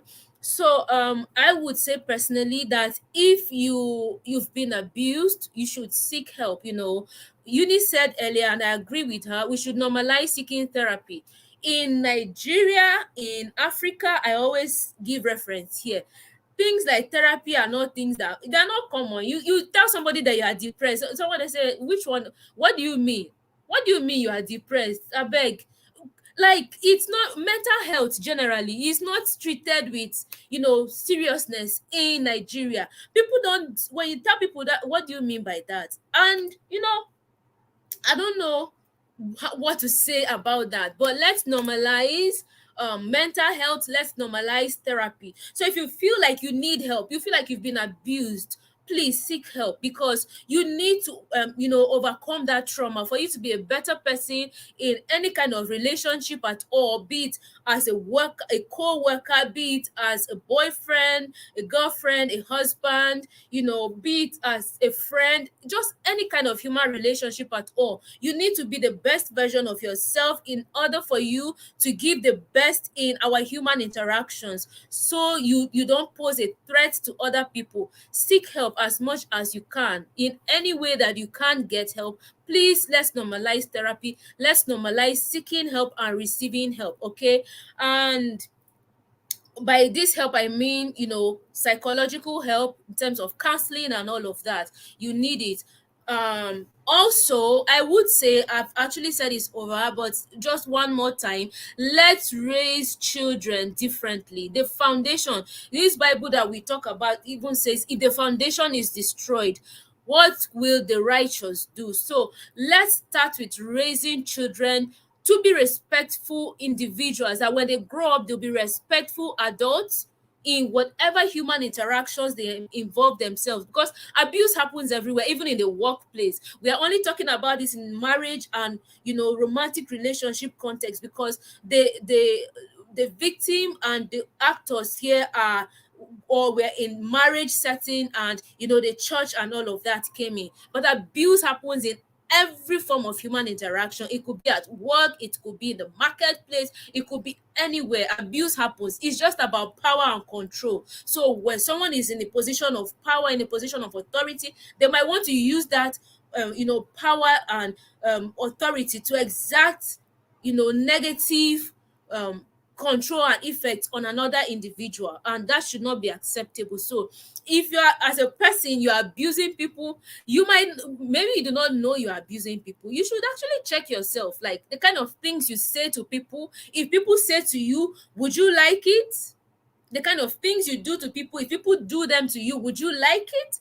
We talked about emotional abuse, we talked about verbal abuse. You insult people, you make people feel very much less of themselves, very much less of them being humans, by words of your mouth.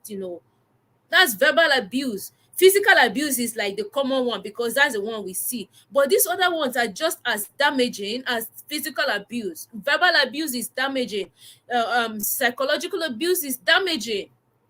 you know so let's look at these things. Examine yourself. The things you do to people that make them uncomfortable, or you wouldn't want people to do to you, then don't do to other people. As simple as that. Treat everybody as a normal human being. And Coco talked about having conversations. Let's normalize having civil conversations in whatever relationship. You can disagree with people, but make it civil.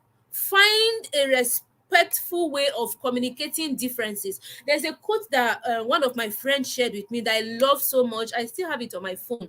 That assumptions kill relationships that civil, mature conversations or communication would have addressed. So that has always been at the back of my mind. When I have any misgiving with anybody, I prefer to talk about it, because you might not understand why someone is acting a certain way, or why they are not acting a certain way. So it's better you have conversation, civil conversation, and get to understand each other. That's how we should be, and that's the way we can achieve peace around us. Not behaving like animals and eventually ending someone else's life. It's not okay. It's not okay at all. We shouldn't tolerate that. I don't know if anyone has anything to say on a final note before we close on this topic. And yes, the man has been arrested, and we just hope that justice is served and he's dealt with according to the law, and the family feels and receives justice as much as the law is supposed to serve them justice, because this is totally unacceptable.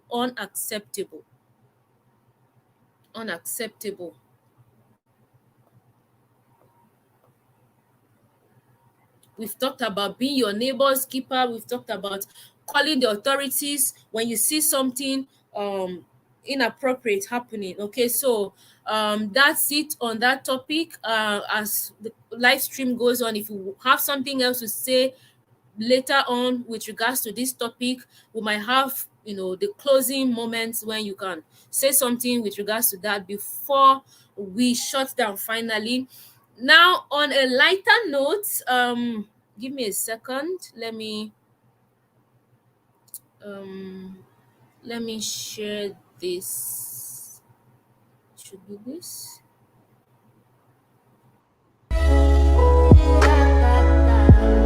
Yeah, give me a second. I'm trying to.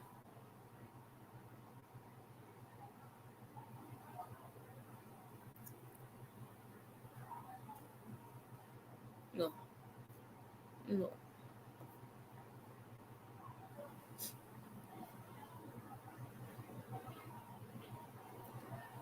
um Let me add this. You see. Oh, yeah, so you see this picture here. It tells a very amazing story that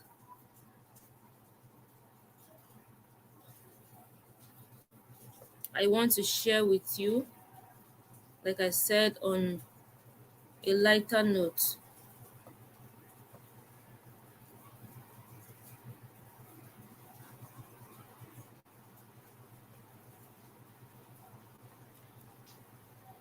This picture was taken by a young man. Trying to add him. Give me a second, guys.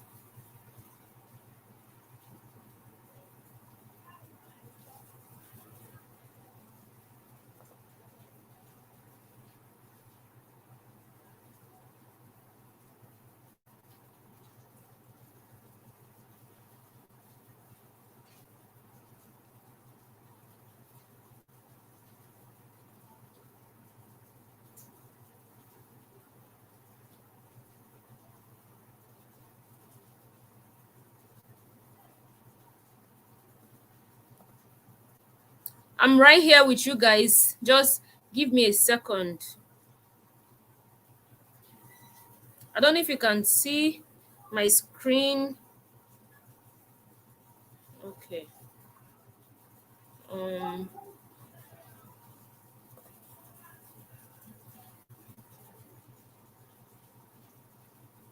okay. I'm not going to keep you guys. So this picture here is a picture of this Baba. On a lighter note, the picture was taken by a young man, and this young man who took the picture is a youth corps member. So in Nigeria, we have something called National Youth Service. And just a backstory about National Youth Service, for those of you who do not know, National Youth Service is a scheme by the federal government where graduates of tertiary institutions are mobilized and called, posted to different states in the federation to serve for a period of 1 year in another part of the country. And the scheme actually came about after the Nigeria Civil War, the civil war between Nigeria and Biafra back in the back when it happened years ago. So after the war, it was a scheme by the federal government, by then General Yakubu Gowon, who was a head of state, to seek reconciliation and to seek peace and unity, promote understanding, because some of the things that triggered the war was, Britain colonized us, and they amalgamated us. First of all, Britain amalgamated the Northern Protectorate and the Southern Protectorate, which were distinct, different people living different lives and cultures. Then Britain came together and amalgamated, brought it together to form Nigeria. So when Britain eventually left Nigeria as independence, there was a lot of animosity, a lot of things that were happening that eventually, led to a civil war. The Biafrans were disgruntled; they wanted to go, and the war broke out. That's just like a brief backstory about the civil war. And then after the war, the government led by General Gowon felt like, okay, now we need to seek a path of peace, unity, reconciliation, promote mutual understanding, because it's clear we didn't really understand ourselves. And how can we do it?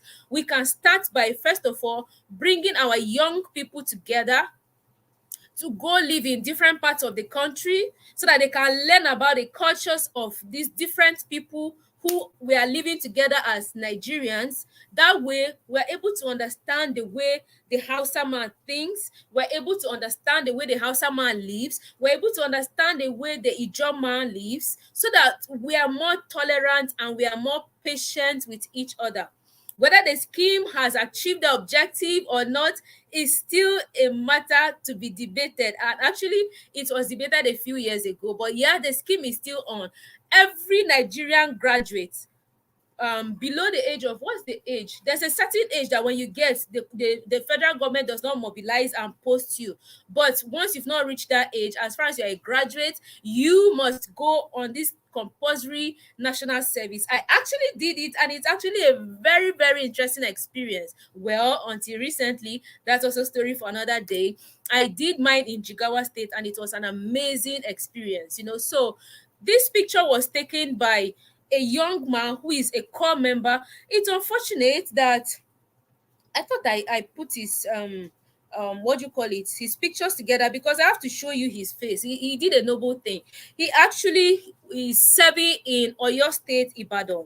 So during the NYSC, you have what is called CDS, Community Development Service, where all of you come together to on a monthly basis to carry out a community service. It could be like maybe going to a public place to create awareness on different things like on this case of domestic violence, they can organize them into different clubs and ask them, they go out to go and sensitize the people about domestic violence and the dangers of it, just a lot. So on one of these CDS days, where this young man went to his CDS, to the secretariat, and he took a picture of this Baba. This Baba in question is a drummer, and this Baba has been drumming for years. And what the story says is that he actually entertains them. So when they come for their CDS, he's always there drumming and dancing and entertaining them. So this young man said he just felt like taking Baba a picture, because he has made them laugh, he has shown them love and kindness, so he felt like reciprocating. So he took these pictures of him, you know and then he minted them on as an NFT. You guys, I'm sure you've heard about NFTs and how they are such a big deal now. So he minted Baba's picture as an NFT, and he sold it. He made a lot of money, like a good amount of money, from minting these pictures of Baba. And what he did with that money is what got a lot of Nigerians talking, and just got a lot of people happy and praising him for being a nice person. So let me just play a clip of what happened.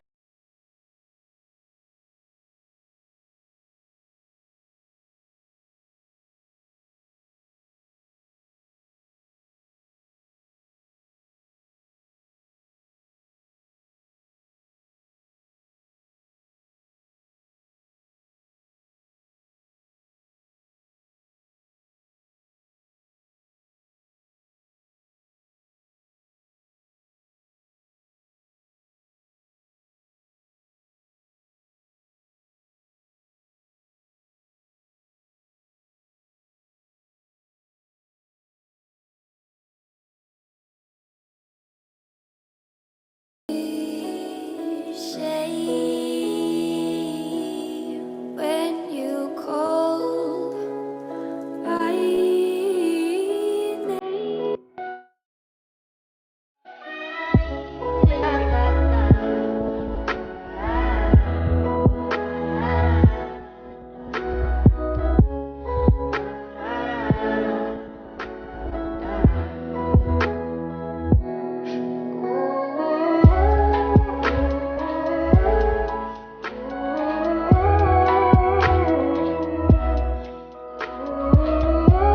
I'm sure you can read what he's saying on the.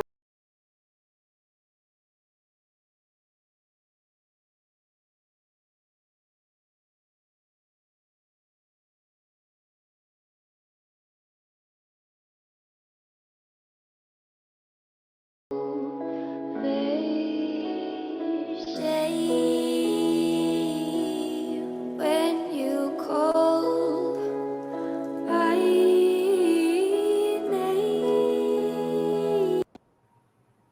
Okay, so that's the story basically is, when he took the picture and minted it as an NFT, he sold it and he made a good fortune out of it. So on one of the CDS days, he went back and he met Baba. He sold the money and he gave Baba 500,000 out of the money, and 500,000 in dollars. Who is going to do that? A dollar is about 558 to naira. $1 is about 558 naira. So you do the math, multiply that by 500,000. Is it multiply, divide? Do the math to convert it to naira or to dollars. Yeah, divide it by 558 and you get the equivalent in dollars. So yeah, he went back and he gave Baba the money. You can see him in this picture, in this video here.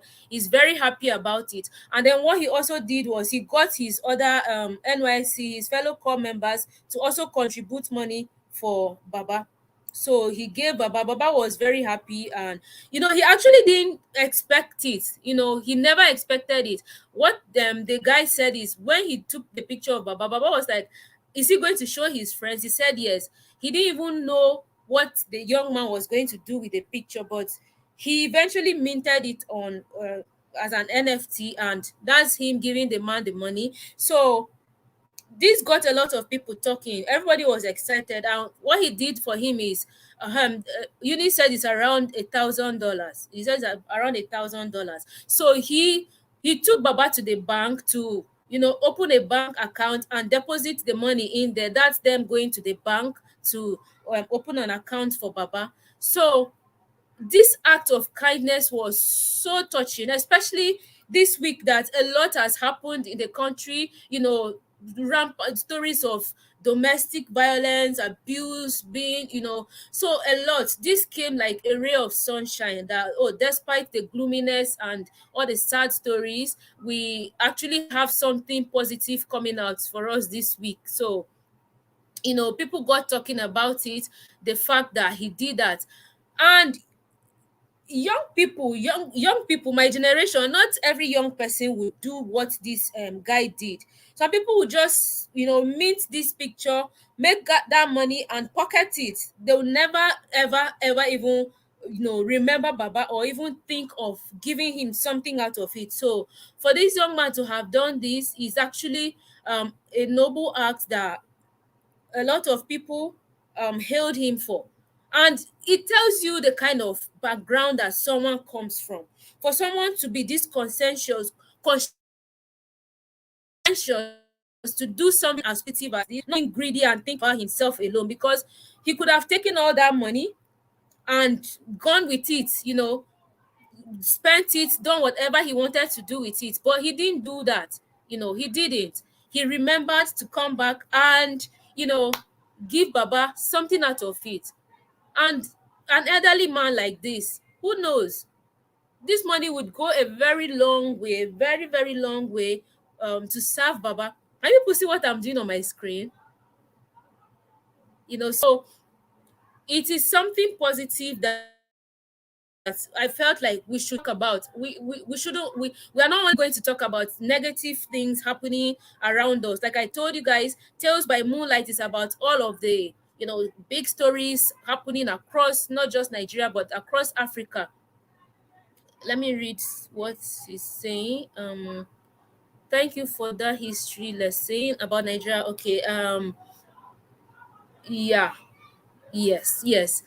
That, of course, that's the agenda. That was the agenda they came with. So this is effort to, push for unity, promote understanding and all. So Baba felt very happy actually getting this money, and it's a good thing. It's a good thing. It's something we need to emulate, because I know that I have a good number of young people watching me. My analytics tells me so this is going to be an example. This should be an example for all of us, that we should show kindness to people, not taking advantage.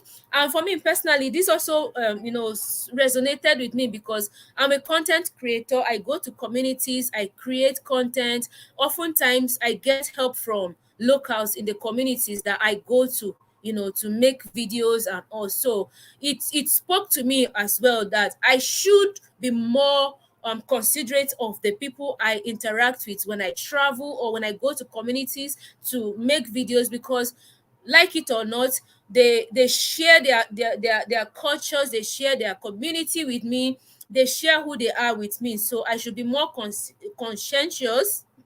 English hard, sha.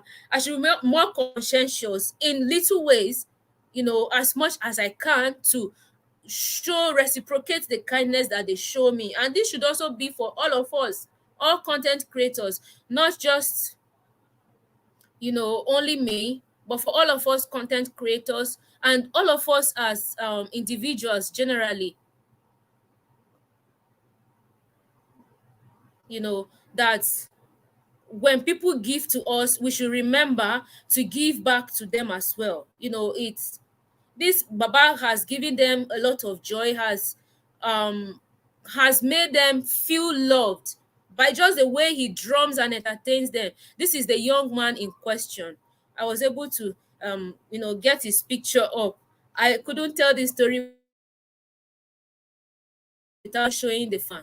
And what he has done. It's a noble thing. So we should be able to show his face and look at him, such a handsome Nigerian brother, you know. So I was so happy when I saw this story, and a lot of Nigerians were reaching out to him. His name is let me remember his name. I need to say it right. His name is Adisa Olashile. That's the name he goes by on Instagram. So you can actually check him up on Instagram. Olashile. This is the name he goes by on Instagram. So you can check him up there and also just, appreciate him for being a good example, for being kind, and showing an elderly person kindness. And the video where Baba spoke in is so touching. Baba prayed for this young man, the fact that, oh, he feels very grateful that this young man gave him this money, and he prayed for the young man that he's never going to lack, he's never going to have to spend money on anything negative, he's going to live long. So those are the kind of blessings that people accumulate by being good. So this young man now, tomorrow when he starts reaping the blessings, some people will come up, say, oh, maybe he did something, maybe he did this or that. You forget that he has actually sown a seed of good deed. He has been kind to somebody, and that's why the blessing is speaking in his life. So I just felt like sharing the story because it's positive, and we should celebrate him. So if you are on Instagram, you can spare a moment and tell him thank you for being so kind. So I've dropped the link to the stream. If you want to join to talk, you are free to do so. Okay, you're free to click on the link, and then I'll add you up.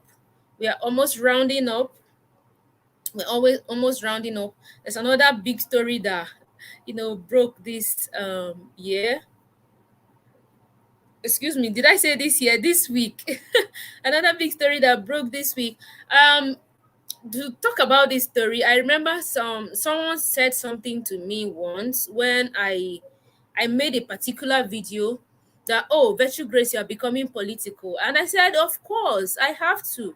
I admit, because the truth is, politics affects me on a daily basis. Politics affect all of us on a daily basis, whether we like it or not, whether we admit or not. Our actions or inactions, as far as politics or the political space is concerned, affect us. So whether we act or we fail to act, it affects us. So that's why for me, I always talk about this every once in a while. And that's why I'm bringing up this next topic that is a big story that broke this week. So just take a listen to um the clip. Dear Nigerians, We'll talk. for the past 7 years, I have served as Vice President under a true Nigerian patriot. As stipulated by the Nigerian Constitution, our tenure will end next year. In this period of 7 years, I have served the government in several capacities, which is why I am today, with utmost humility, formally declaring my intention to run for the office of the President of the Federal Republic of Nigeria. All right, guys. So the speech you just listened to, it's not a full speech, declaration speech. I just cut it because I can't play the whole thing here, copyright and all of that. We don't want that here. So this is Professor Yemi Osinbajo, or is it Osinbajo? If a Yoruba person, correct me if I said it right or wrong. But yes, this is the current vice president of Nigeria. And he made an announcement beginning of the week that he's running to be the next president of Nigeria. And actually, our general election is coming up next year, 2023. And before he made this announcement, a lot of other candidates have, of course, spoken. I want to run, I want to run. A lot of people are coming out to run, and you'll be asking, Grace, why didn't you talk about the other people? Why are you bringing up this one? because the way the other people made their own declarations, we are not like in a formal way like he has done now. Some people just woke up one morning and we started hearing, the stories that, oh, he's running, and their format is probably different. What caught our attention is the fact that he's the current vice president and he made a formal declaration like this. The speech is actually like 6 minutes plus long. He talked about the things he's going to do. He talked about, uniting Nigeria, seeking peace, and, all of those things. And as Nigerians, I'm only using this as a reference or as a talking point to talk about our next year's general election. Because whether we like it or not, we are affected by the political decisions we made. Whether we make a decision to actively participate or not to actively participate, it is going to affect us. So we have to start talking to our minds. We have to start talking to our consciences now. How do we move forward come 2023? Because a lot of us have complained under the heavy weight of whatever we are bearing now for the past 7 years. Next year will make it 8 years that we've been with this present dispensation. And this present dispensation has been one heck of a ride. A lot of things have happened. A lot of things are still happening. So how do we move forward? A lot of people are presenting themselves, but of course, the various parties are going to they'll conduct their party primaries and present consensus candidates who we are expected to choose from at the general elections to become our next president. So whatever decision we make as a people come 2023 is going to be with us for probably the next 8 years. Okay, so that's why I'm bringing this up now. Oh, Grace, you are being political. Yes, I agree. I'm being political because politics affects me. Let me arrange my hair very well so that I'll talk this one. This one is important. Politics affect us on a daily basis, whether it's having constant electricity. You guys remember I started this stream, there was electricity power. Eventually, it went off just a few minutes into this stream. Now I'm running my generator that I had to buy fuel and fuel this car. Just a few weeks ago, fuel was even very expensive. To see it and buy was a problem. So these are the things that will affect us. And it will start with our decision on whoever we vote to be in the Aso Rock as our president come 2023. I like this, Eunice, what Eunice has just said. It brings me to the next point. Get your permanent voters card. It is important. You say, it's not going to affect me. I'm guilty. Charity begins at home. I'm confessing now. I've never voted in my life. Sitting here, I'm not proud of it. But I'm an example, or I represent one of many Nigerians who have felt disillusioned about the current political structure or system or practice, that our votes will probably not count. So why should I bother to vote? That has been my mindset for years. So even though I became an adult many years ago, I never bothered to vote. At most, what I did was I registered back then in uni, just obtained a voter's card so that I could have it and use it as an official means of identification. In Nigeria, you can use voters cards to maybe open bank accounts or process some certain government, services. So that was why I registered, but I never voted. I've never voted in my life. But I realized that I have a problem. I'm contributing to the problem because if I do not vote, then my vote would have probably been the one vote that would have brought in the right person for us. So now I've made up my mind. I'm going to register again and obtain my voter's card so that come 2023, which is a few months from now, I will go to the polls and vote my conscience and vote for the right person who will come into office as our next president and bring us the change that we desperately need in this country, in terms of security, in terms of electricity, in terms of good services, infrastructure, everything that we need as Nigerians in order for us to thrive. I am going to vote my conscience. So this is my admonishment to all of us Nigerian citizens. Go register, get your permanent voters card, and prepare your minds to vote. Okay, vote conscientiously, vote your conscience, so that we have the right person in office.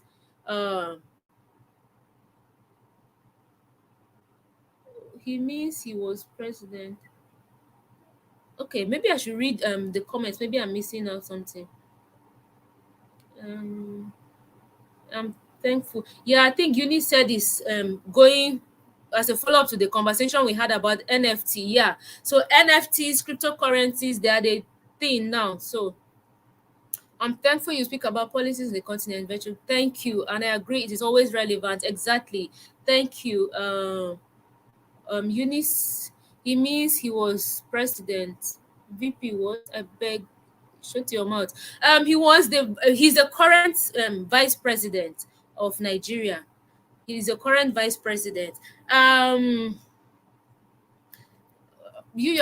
think we should take an Afrocentric look at Western democracy and determine if it is adequate or needs tweaking to fit our cultures. Exactly. I also agree with you. I agree with you. But if we look at it, even in Africa, we had democracy in terms of our traditional structures that we had in place before Western democracy. So we might need to evaluate, how is Western democracy faring so far with us as Africans? Should we abandon it or tweak it and bring in more traditional ideologies or principles into modern democracy to make it better? It's actually a conversation that should be had, who is the right person? Watching the Hawks is asking me, who is the right person? Well, I don't know. You have your conscience. I can't come up here and say this is the right person that we should vote. Like I said, they're all declaring. More people are coming out every day to declare their intentions to run, and they're coming with different promises, manifesto. Of course, that's a normal thing. That's what they always do. There are a lot of promises, but at the end of the day, what happens? So let's scrutinize. And when they come to your constituencies, when they come to your communities, you should scrutinize them, ask questions.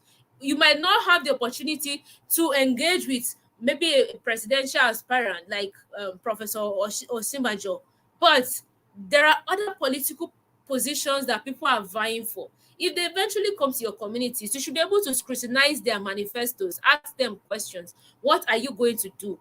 Demand accountability from them. Even from now, there are other people who actually, demand when they come, this is the time to catch them. So you have projects in your communities that you need to be implemented. You do not have primary health care where people can access basic primary health care. When they come to your community, demand that they build and furnish a primary health care. They should build and furnish it and get people employed to provide services to the people even before they go to the polls, so that they know. Because most of the times, over and again, they've shown us when they win and get into power, they forget the road to the village.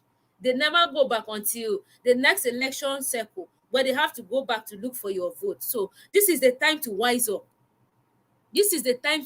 When they come, maybe there's a school, dilapidated school in your village or in your community. When they come now, tell them to renovate that dilapidated school, that the roof is leaking, that the children are sitting on bare floor. Let them renovate and equip the school so that children can go to school and learn in conducive learning environment. This is how we can hold them by the tail now. If they really need the vote, let them start doing these things now. Then we know they are serious. So that when we know that, okay, this person means it. If we vote this person, he's going to do it. Don't take rice and beans and pomo and eat. The other person was saying he's not running for Eba. He's not running for beans and dodo.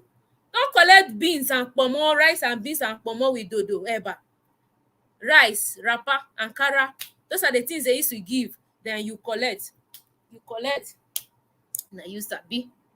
When they collect, they give you chop finish. They enter office, they forget you. You not have light.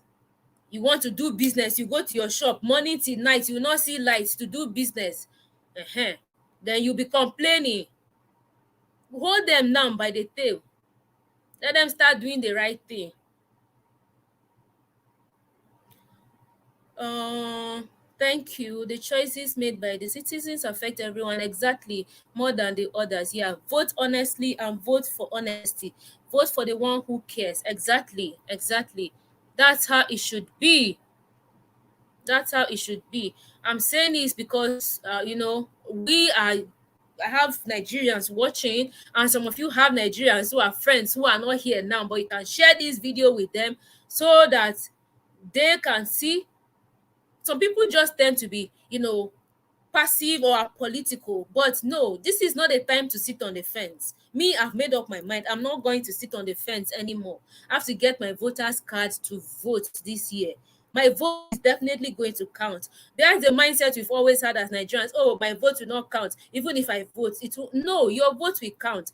If we ignore this thing, if we keep ignoring them, they know that eventually they have rendered us powerless, and that's how they keep exerting this power on us and controlling us in negative ways. So get your voters card to vote.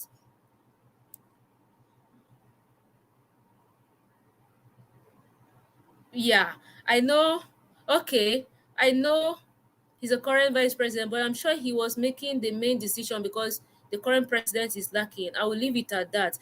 Probably, but every qualified citizen who is a member of a political party is qualified to vote. That again is a question of debate because the requirements and all sometimes might disadvantage a young person like me who does not have the money to fund a campaign or to buy the nomination forms, which are very, very expensive and can only be afforded by the privileged political elite. That's conversation for another day. But yeah, for now, let's register and get our voters card to vote. Great Nigerian politicians are controlled by America, UK. I do not put too much hope on new political yeah, but we cannot just sit and say this and not take action. Let's vote. We can't just say that, oh, people are, they are puppets and all. No, let's vote. There are people who still have conscience. Yeah. Okay, so that's pretty much what I have to say on this case of elections coming up next year. And as Nigerians, we should take, from the time we had the end SARS protest to all the things happening in this country that just keep driving people crazy. I told myself that I'm not going to be neutral anymore because my inaction has cost all of us. Because who knows, if I had voted, my one vote would have been the one vote that would have made a difference. And even you that did not vote in the last election, who knows, if you had voted, it would have been the difference your vote would have made. So let's all get involved now. Okay, get your voters card and vote. Get active. Okay, join the conversations, ask politicians questions, and let's get the right people into office so that they can serve us better and move us forward as a people. So that's pretty much all that I have or I had to say about this. And then before we go, last but not the least on our topic of conversation today was the unfortunate incident that happened in South Africa with the flooding in KwaZulu Natal, part of South Africa. Let's just remember those our brothers and sisters in our thoughts and our prayers. We hope that they are, they'll be able to receive the needed help, and you know they're able to deal with that unfortunate situation. Flooding is not a pleasant thing. And we keep talking about global warming, climate change, and all of that. We are seeing the effects on a daily basis.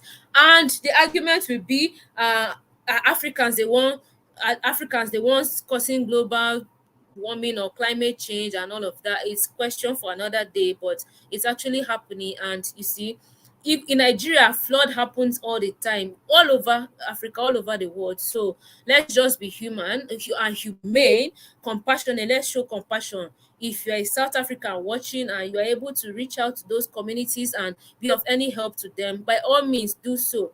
I say this because when the thing happened, I was on Facebook and I saw some Africans, making comments like, "Oh, God is punishing South Africans for their, hate towards other Africans." And I felt like that was a mean thing to say at a time like this, regardless of what has happened in the past. Nobody ever prays for any tragedy to befall them, and we shouldn't pray for tragedy to befall anyone, or to rejoice when tragedy befalls anyone. So let's be more compassionate, and show compassion when things like this happen.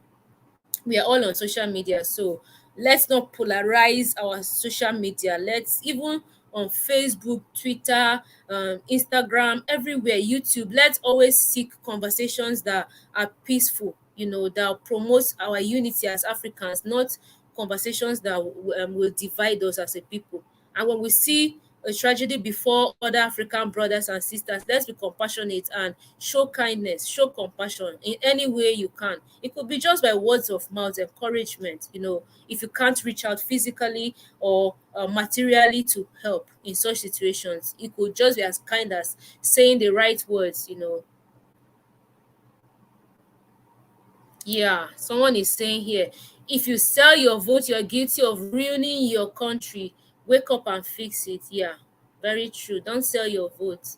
Um, Thank you, Virtue Grace, for bringing up the floods in Mzanzi. Yeah, Western media barely brings it up, and exactly. So for us, we talk about these things so that if you're a South African, you can reach out, or if you know of any organizations that are trying to reach out to them to help, maybe to mobilize resources and all to support them, of such an organization, you can drop a comment in the comment section. People, anybody that reads it and wants to reach out or to support in any way, they can do that.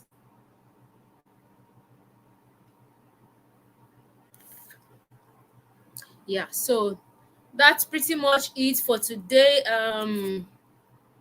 Yeah, there was also a story from Mali this week, that the current military leader of Mali has ordered all mining companies in the country to draw proposals build to build their own refineries, their companies in the country, to stop exporting Mali's bauxite.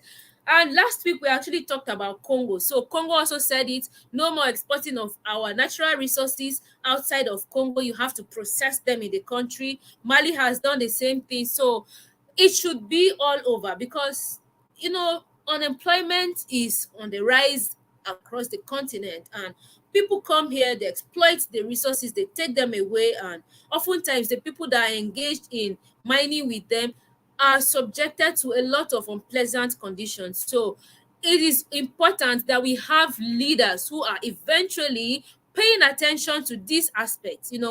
Our resources should be processed here and exported. That's how we drive up our purchasing power.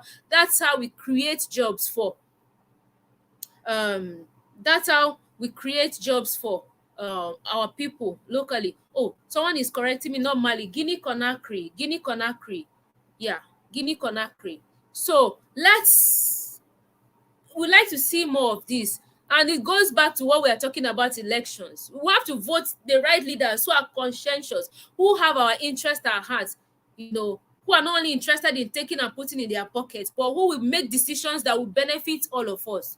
Those are the things that we should be talking about. Now, with these factories or refineries built in the country, they'll be able to create jobs. They'll pay taxes to the government, and the government will have money to build infrastructures for the people. That's the ripple effect. That's how everything is going to change. I like, hey, hear what this person is saying. How?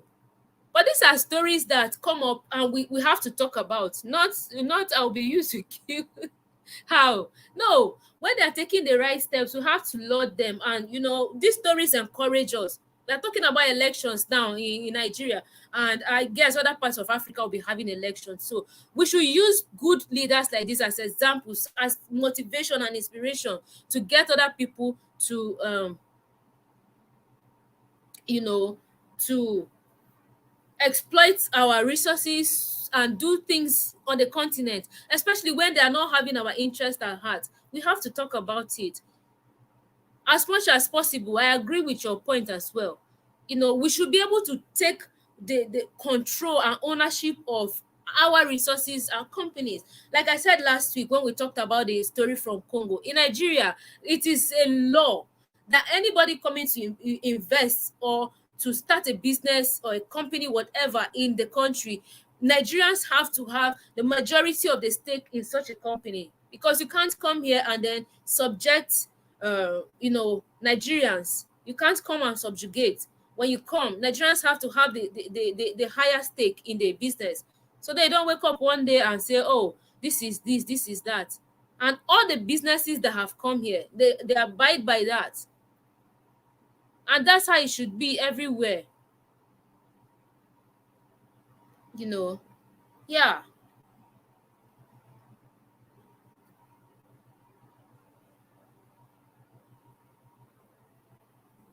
No, I don't agree with this. I don't agree with this point, because we can make the change happen if we all constantly have this mindset or this mentality that, oh, we can never control our resources. Then it is never going to change. It is never going to change. I'm not a pessimist. I'm always optimistic about things, especially things African, and the change we want, because we are the change we need. So we can't be pessimistic and expect to see change happen. It's not possible. All right, so guys, we're rounding up. Wow, I can't believe we've been up for about 2 hours already. Great and interesting conversations that we've had. I appreciate Coco Rose. I appreciate Eunice for coming live, to add to the conversation, and for all of you amazing red loves who have been adding to the conversation in the chat room, in the comments, and just getting it going. Thank you very much. And for all the super chats, thank you. I really do appreciate it. You guys are amazing. When you support like this, it goes a long way. I put it back into the channel, be it in buying equipment or in being able to buy fuel and data to bring us these Tales by Moonlight, conversations that we all enjoy, to rub mind as Africans, or be it, planning my trips so that I can, travel and show you Africa. All of these contributions go a long way in facilitating all of this. So thank you. I also going to use this opportunity to say thank you for all of you who have made my previous trips across Africa success, seamless and memorable. I really do appreciate it. And I'm going to drop my PayPal.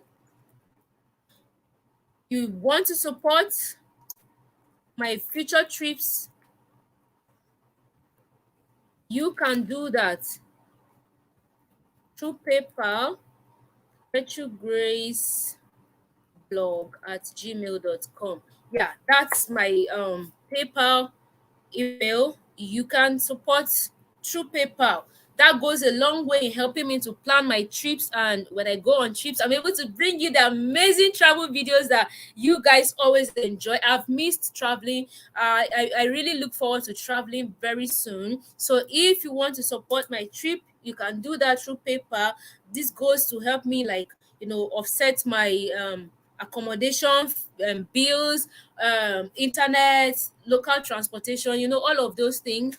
And if you want to support in kind, maybe you have a resort, you have a guest house, an Airbnb, any of that in your country, and I'm coming, you want to offer me a place to stay so that I can save off on paying accommodation, so that I can put it into local transportation, into internet, into traveling to make you more videos, that would go a long way as well. So you can reach out to me via Instagram, my Instagram DM. That brings me to the Instagram. If you're not following me on Instagram, like, why are we fighting? We are definitely not fighting. Virtue Grace is the name on Instagram. So you follow me in there. We have fun there, okay?